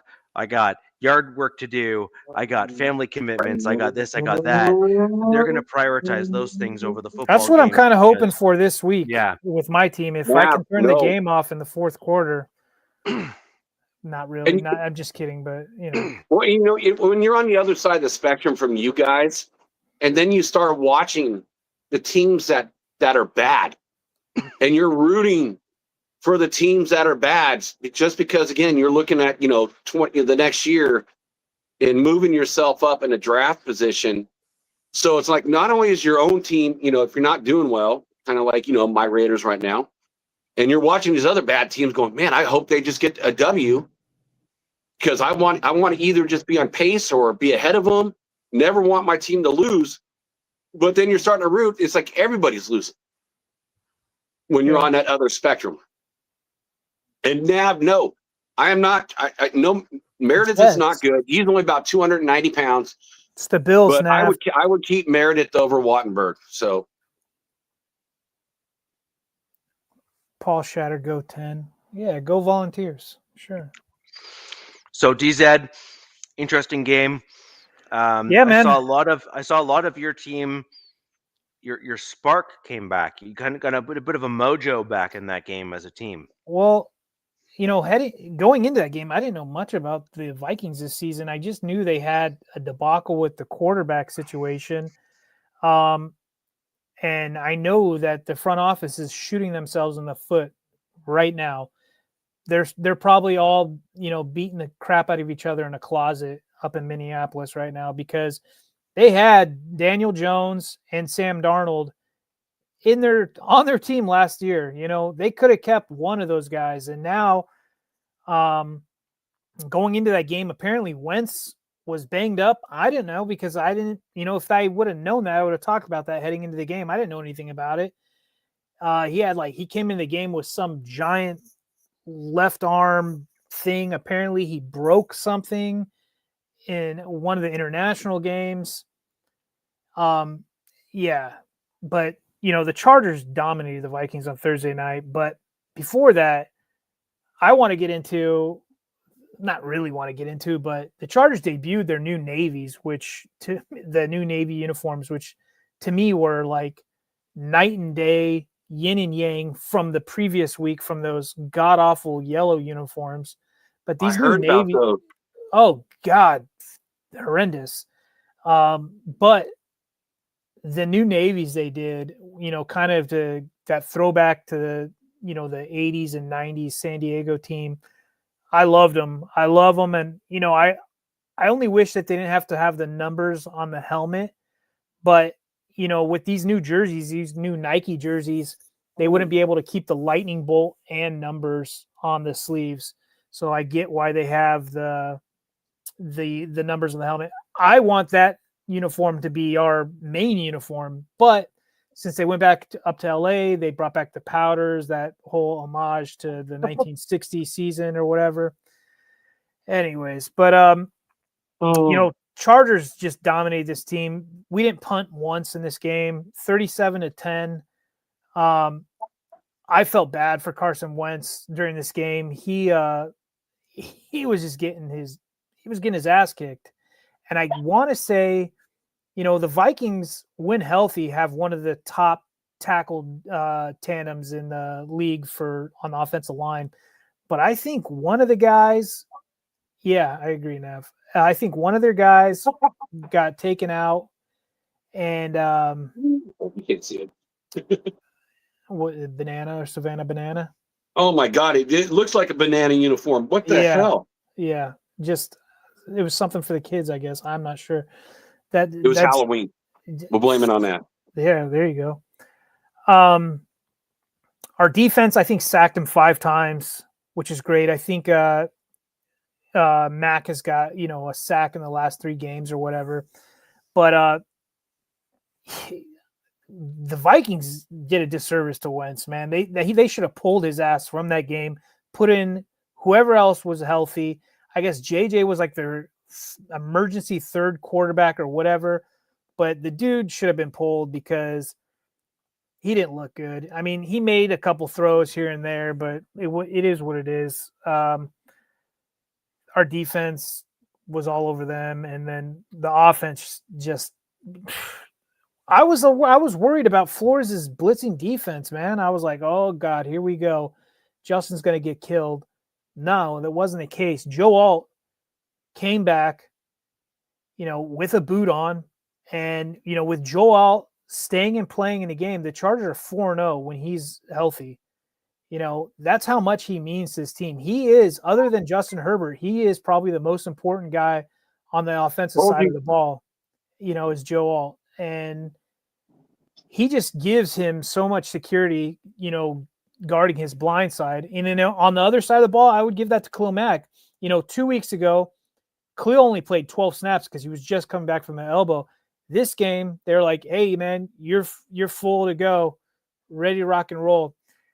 I agree. He is a stud, and people love him. And then just a fun fact: Nav Man is a Notre Dame guy like me, so he's watched all his games as well too. I thought Nav was a volunteer guy. See, Nav, are you a volunteer or a Fighting Irish? No, he's Notre Dame. Oh, okay. Maybe he just lives in Tennessee then. Oh, he does live in Tennessee, but he's a Notre Dame college fan. Okay. Yeah, I like Notre Dame. Oh, okay, so he's Irish.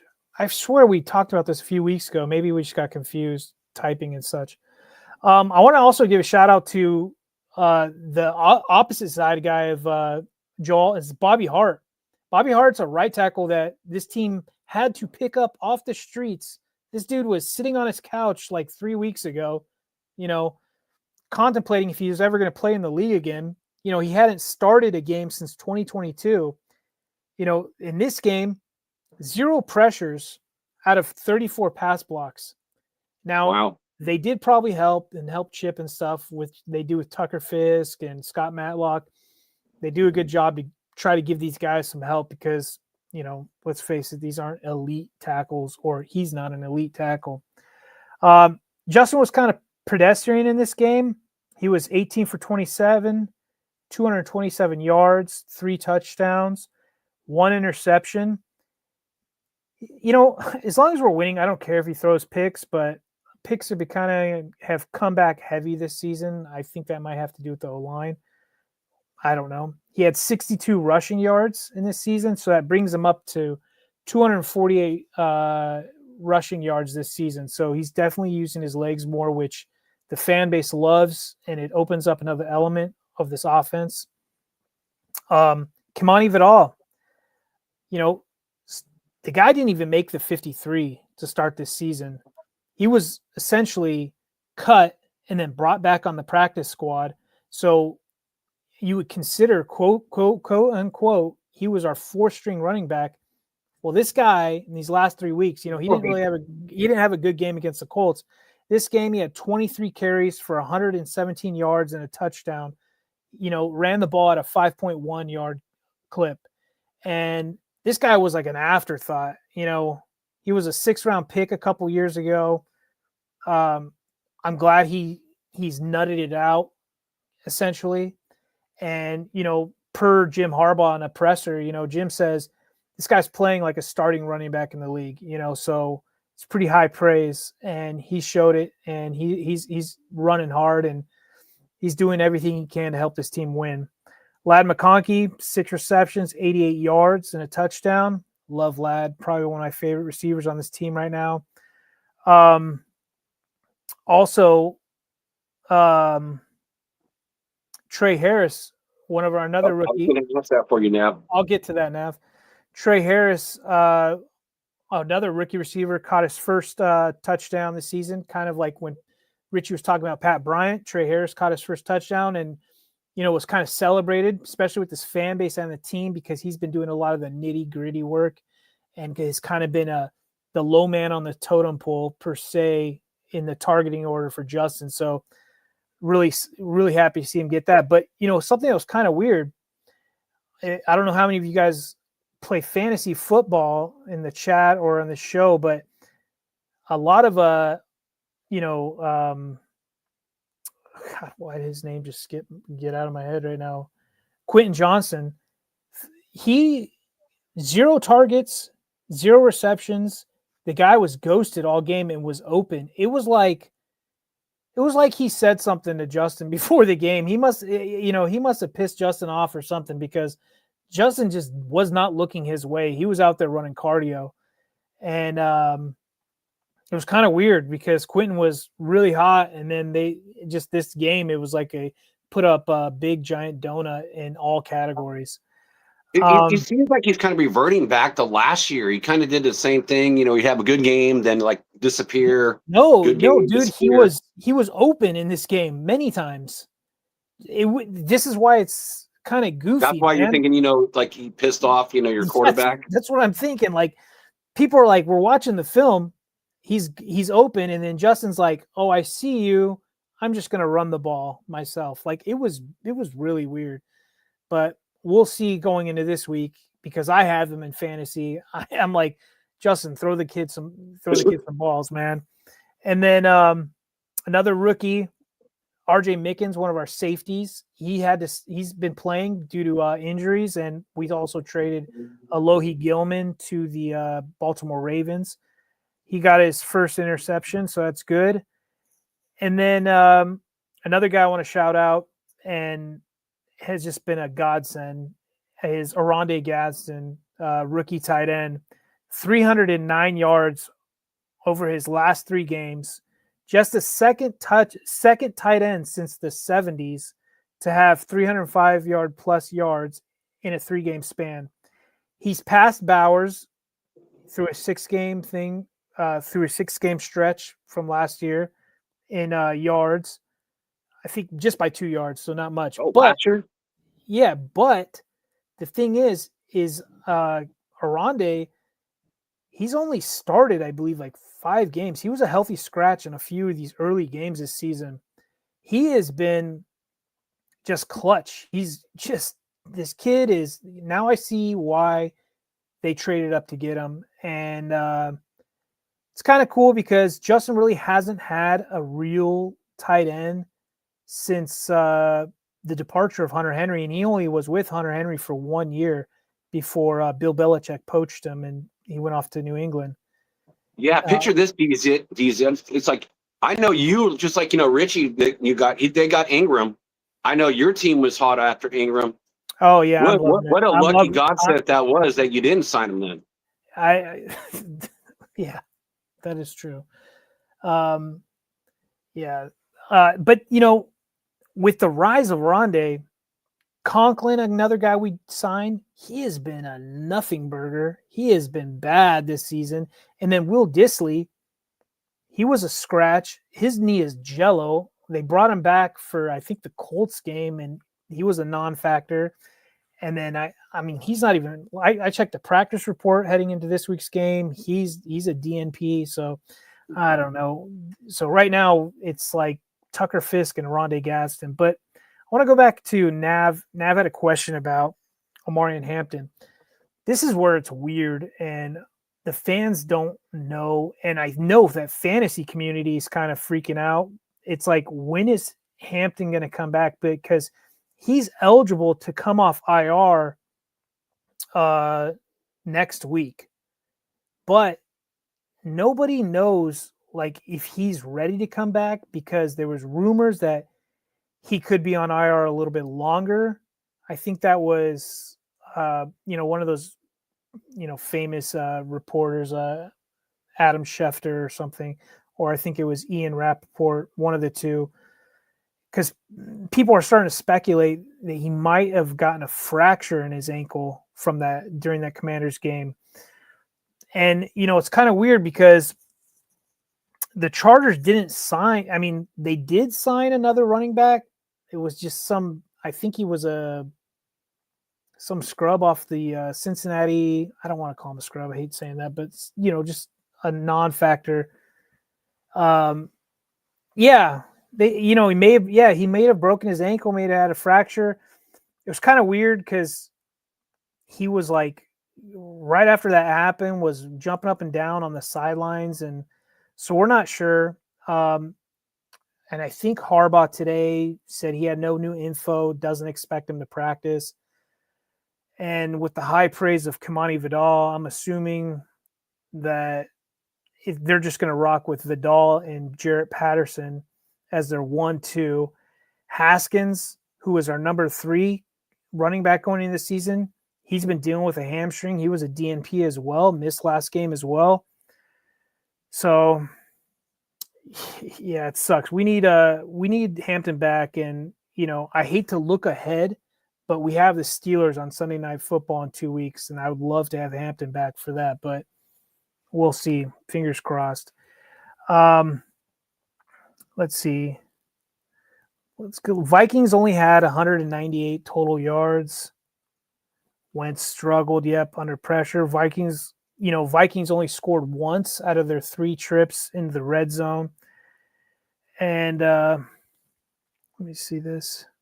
Your defense was stout on third down. Vikings were only 3 of 11. Yeah, I think they were pissed off and kind of embarrassed from that Colts game, to be honest with you.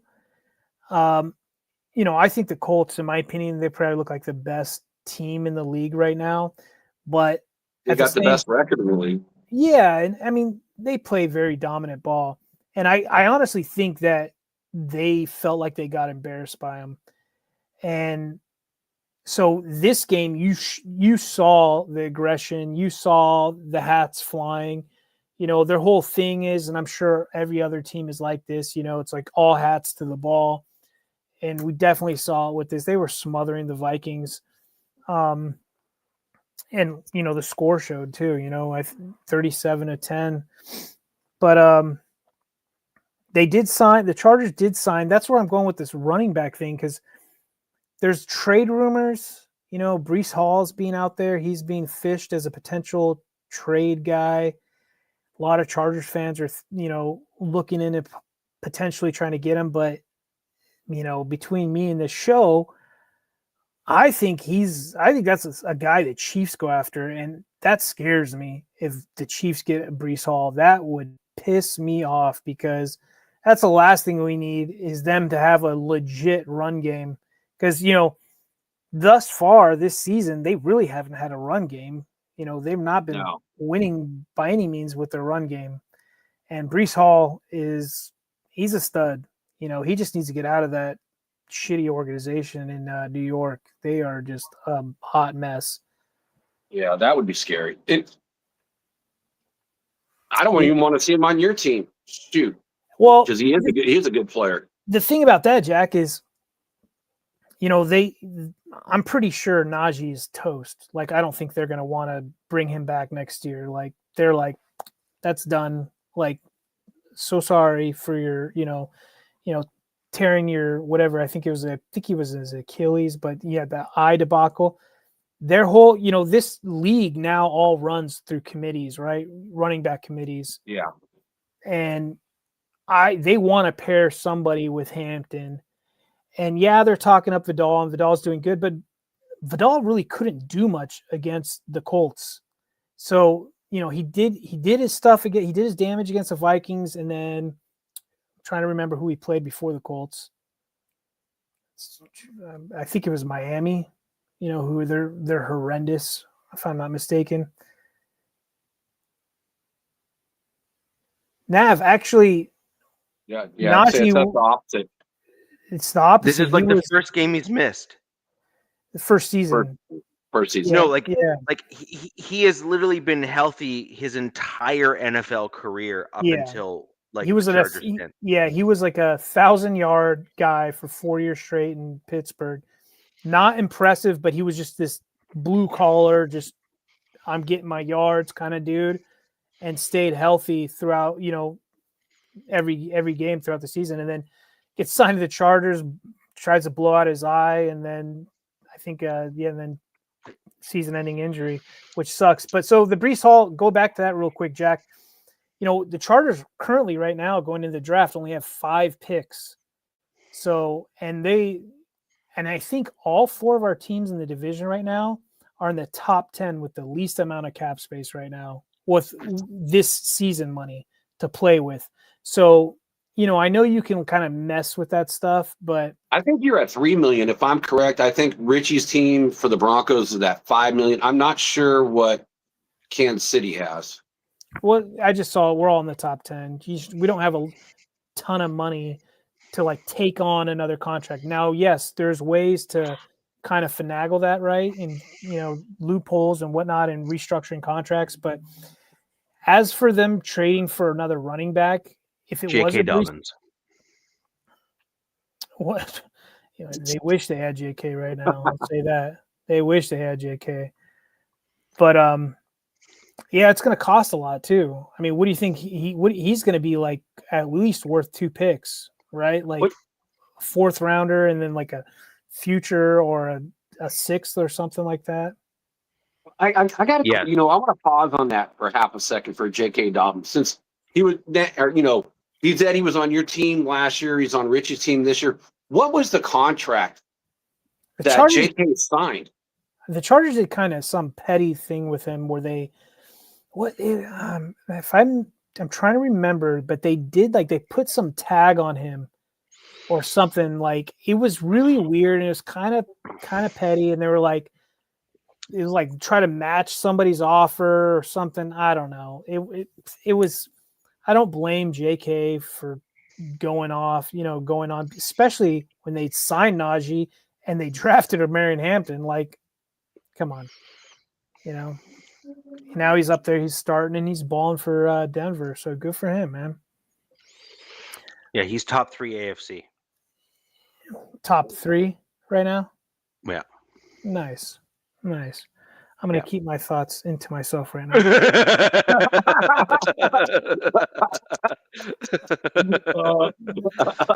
was funny as hell.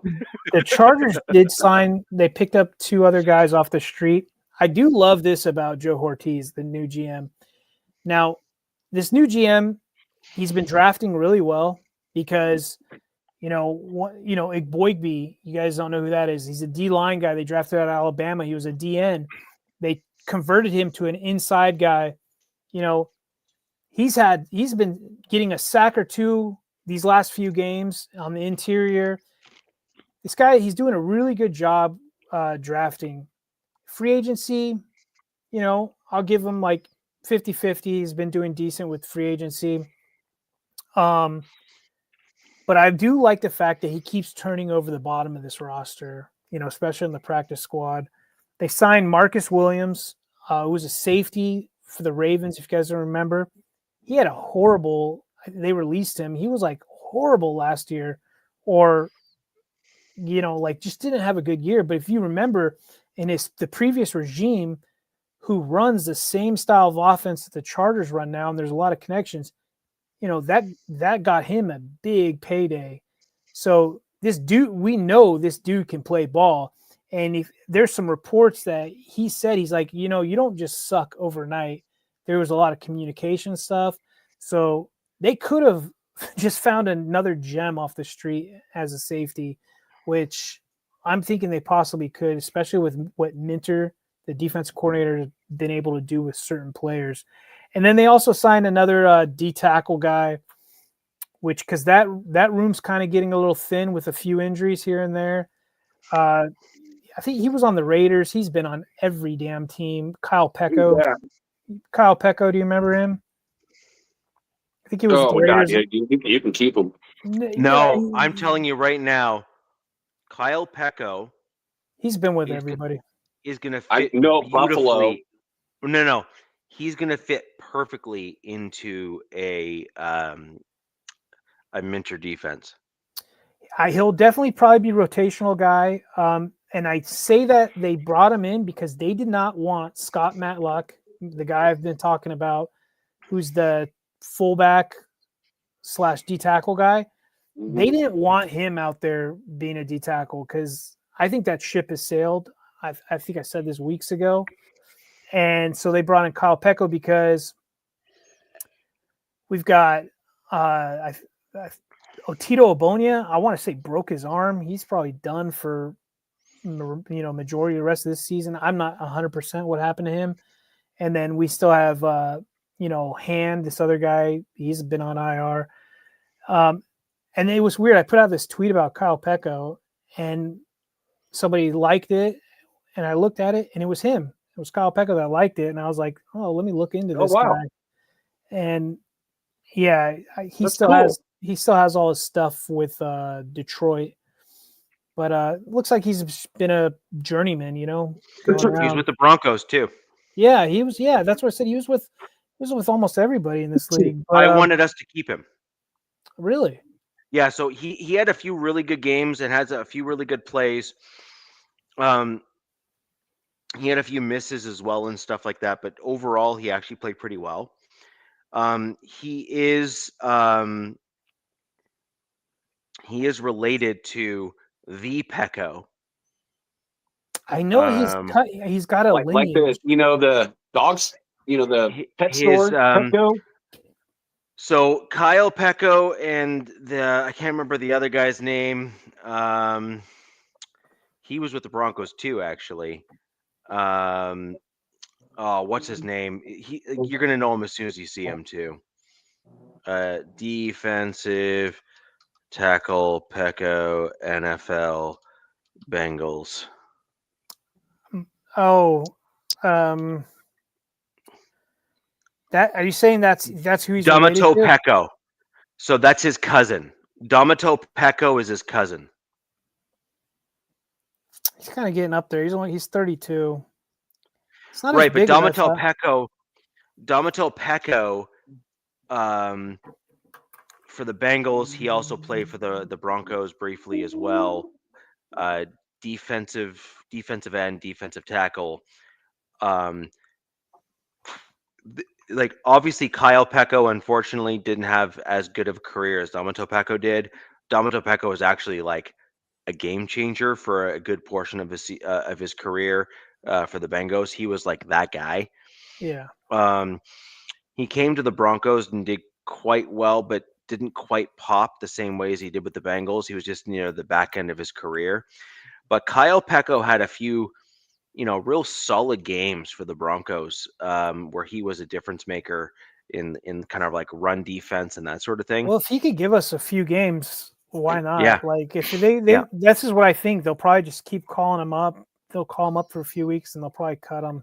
He'll probably earn a paycheck here. If not, maybe he'll stick around. I'm not sure. But one other thing in this game, the football gods who hate the Chargers there was a few injuries.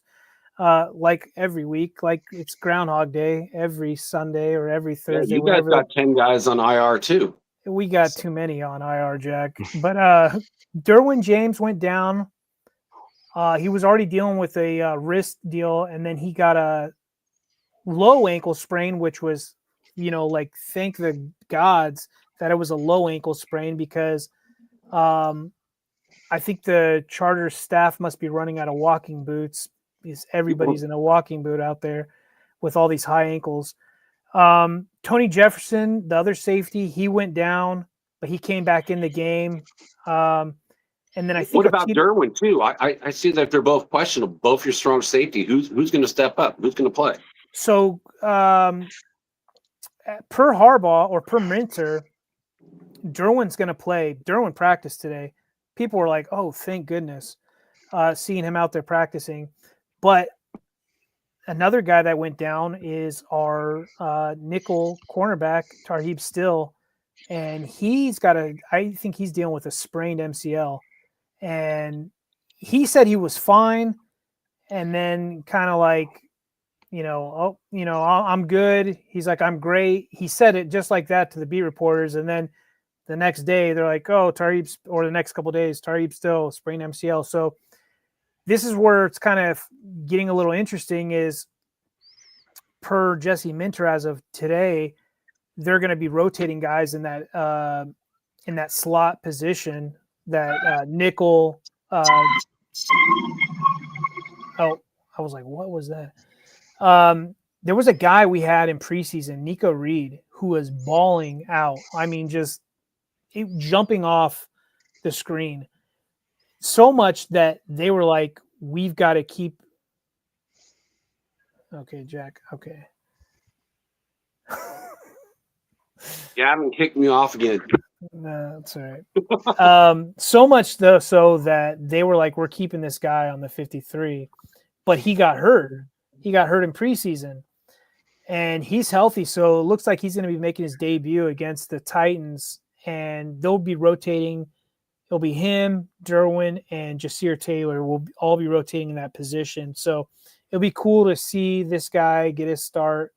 Kind of cool. It's against a team that I don't want to get ahead of myself that you're not too worried about, but, any given Sunday.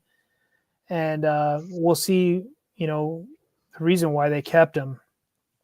And then, that's pretty much for this game. I do have one other question for you. Yeah, man. And I'm looking at your right guard position with Mekhi Beckham and Jandre Slayer, and I see they're both listed at questionable. So are they either one of them going to play, or are you going to have to bring somebody up from the practice squad or move someone over? So Becton must be the large. I think he's lazy. I think he's out of shape, and I think he's stealing money. All right. And the Chargers they have Wolfgang Puck is who does all their catering in their facility. I think he's just eating, and that guy comes in. Get the good food. He comes in every game and leaves every game. He plays a few series, something happens, somebody looks at him wrong, and he's out of the game. Us fans, we're getting annoyed by him. And I'll tell you this, the guy that filled in for him, God, I'm trying to remember his name off the top of my head, has been playing pretty well at right guard. Not Sawyer. Sawyer. I didn't say Sawyer. It's Sorrell, Foster Sorrell. He played really well stepping in for him. So if he continues that, Becton, you can just, sit on the pine and keep it warm or whatever, and we'll call you when you really want to play, because I've not been impressed by him. I was really excited about the signing. That's faded. I've been really. He got to hide behind the Eagles' elite offensive line, and you can't hide on this Chargers line. Man, I'm glad you got him then, because I really want him too. Yeah, he's been pissing me off. He's a lot of fans as well, and I just got to be real. I'm not going to sugarcoat it, right? So let's jump into the next week's games or the upcoming games, and we're going to do rapid fire so we can get everyone on their way this evening. I'm going to simply give my score for the Broncos game, and I'm going to ask you guys to give your score for the Broncos game, and we will do that for each of our opponents. So, as a reminder, the Broncos play the Texans. The Texans have the best defense in the NFL as it stands right now today, and their offense has been firing off lately in the last couple of games. Now, Bo Nix has typically struggled against reasonably good defenses, and I believe that this is going to be a reality check for my Denver Broncos. I have 21-17 for the Texans in this game. I think the Broncos are going to level off. DZ, Jack, your thoughts on the Broncos score, and then we will move on to DZ's Chargers. You want to go, Jack? Yeah, okay. I got it. So I with the injuries that I saw, with Denver, and yes, Houston is the number one defense that's out there, and it's going to be a challenge for the Broncos offense against this defense, and they're playing in Houston. Houston's a 1.5 favorite, so I got it as actually a lower scoring game for this one. I got it, I got Houston winning 20-19 is the way I see it. So I think this game's going to be low scoring, but my score's not going to show that. My score prediction, I could see this game being low score, like low teens, but I'm not a real believer in CJ Stroud. I think the Broncos could really get in his head and really throw off his help me out here. Throw off his timing. There we go. Rhythm and timing. And rhythm and timing. I think you guys have the guys to do that. I'm not a believer in the offensive line. I will say that Nico Collins is kind of like a kryptonite for, I would say, whoever's covering him, maybe Riley Moss or whatever. That's probably not going to be a good matchup for Riley. That being said, it pains me to say this. I still see the Broncos squeaking this out 20-17. So you're the reverse of me then, right? You said 21.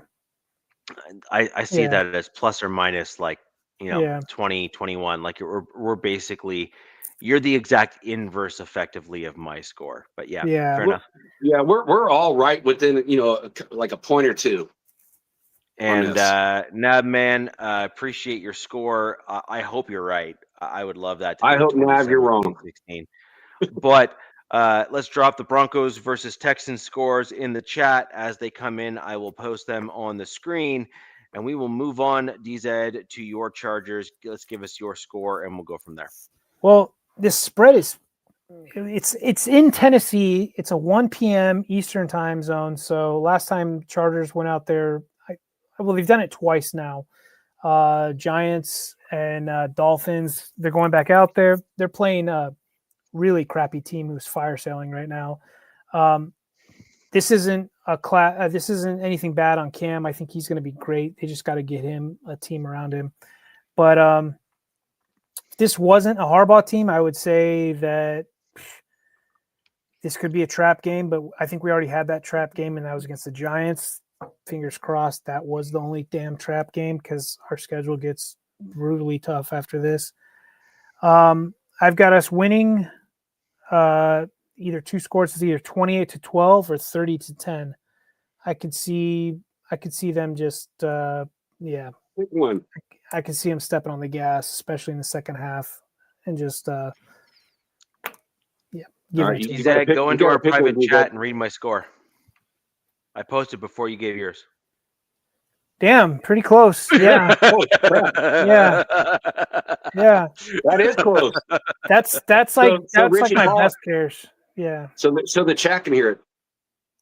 I will say though, against the Titans, it's not like they've played any like chumps. I feel like they've played some decent teams, but the writing's on the wall, especially with them trading off players and firing their head coach.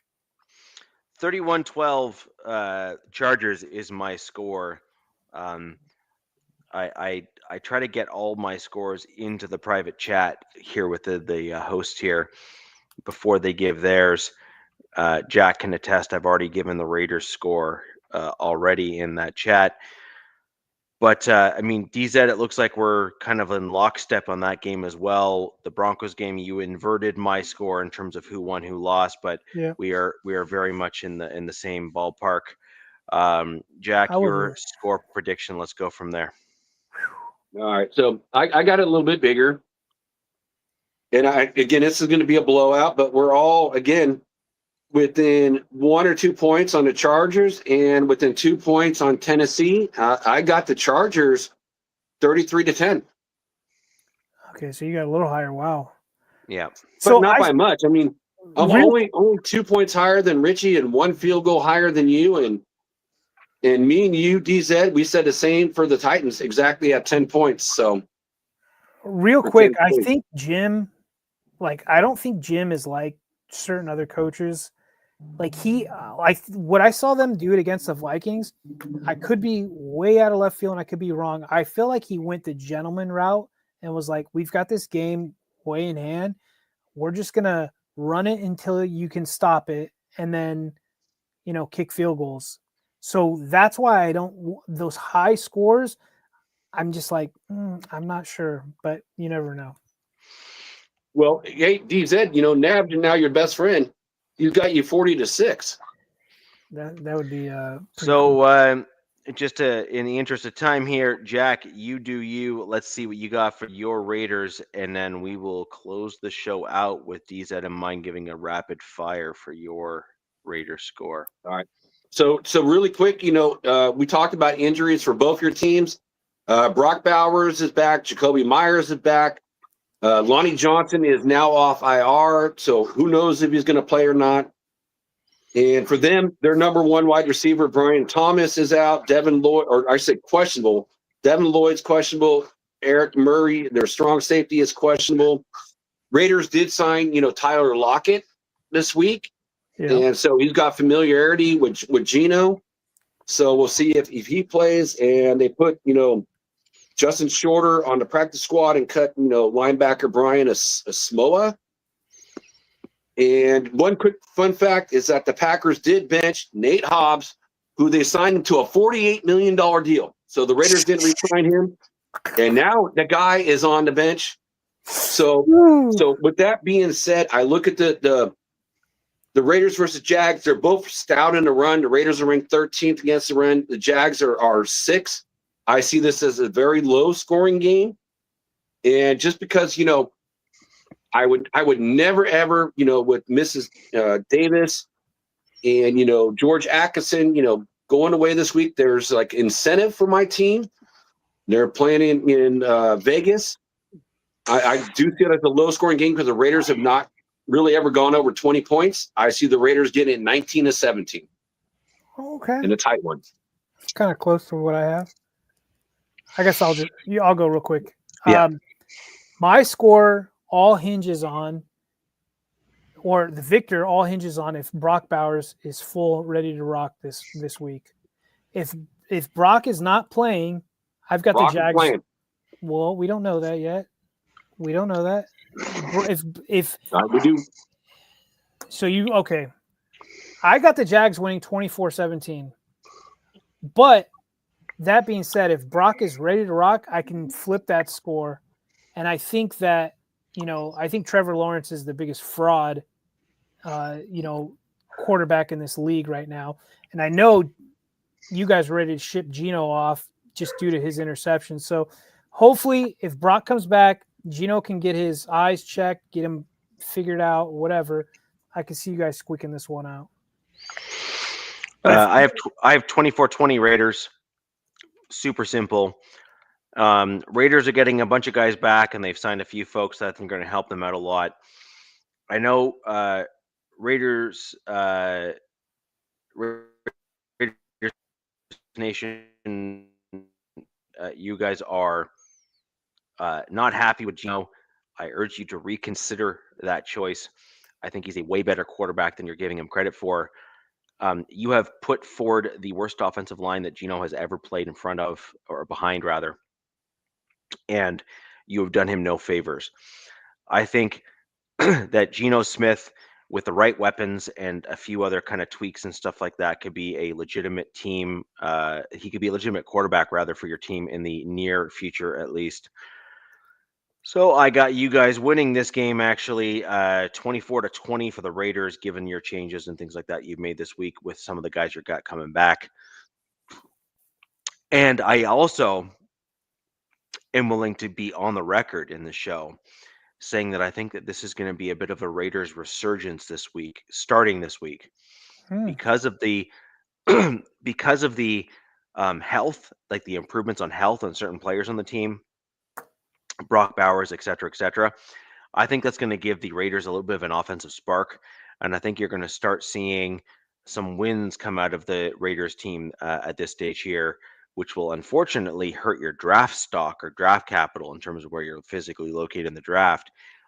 But it will at least give you a much better idea in terms of Geno and his ability to play the quarterback position, and hopefully solidify with your team that you should not be going crazy with quarterbacks in the draft, but rather building your team around a vision of how you wish to build a football team in the future. So that is true. Real quick, go ahead. Nav says, Genty has a 150-yard game. Jags aren't the best against the run. No, the Jags are ranked number 6 overall in the NFL against the run right now. But I will say this: I forgot to mention this. Max Crosby is going to play in this game as well too.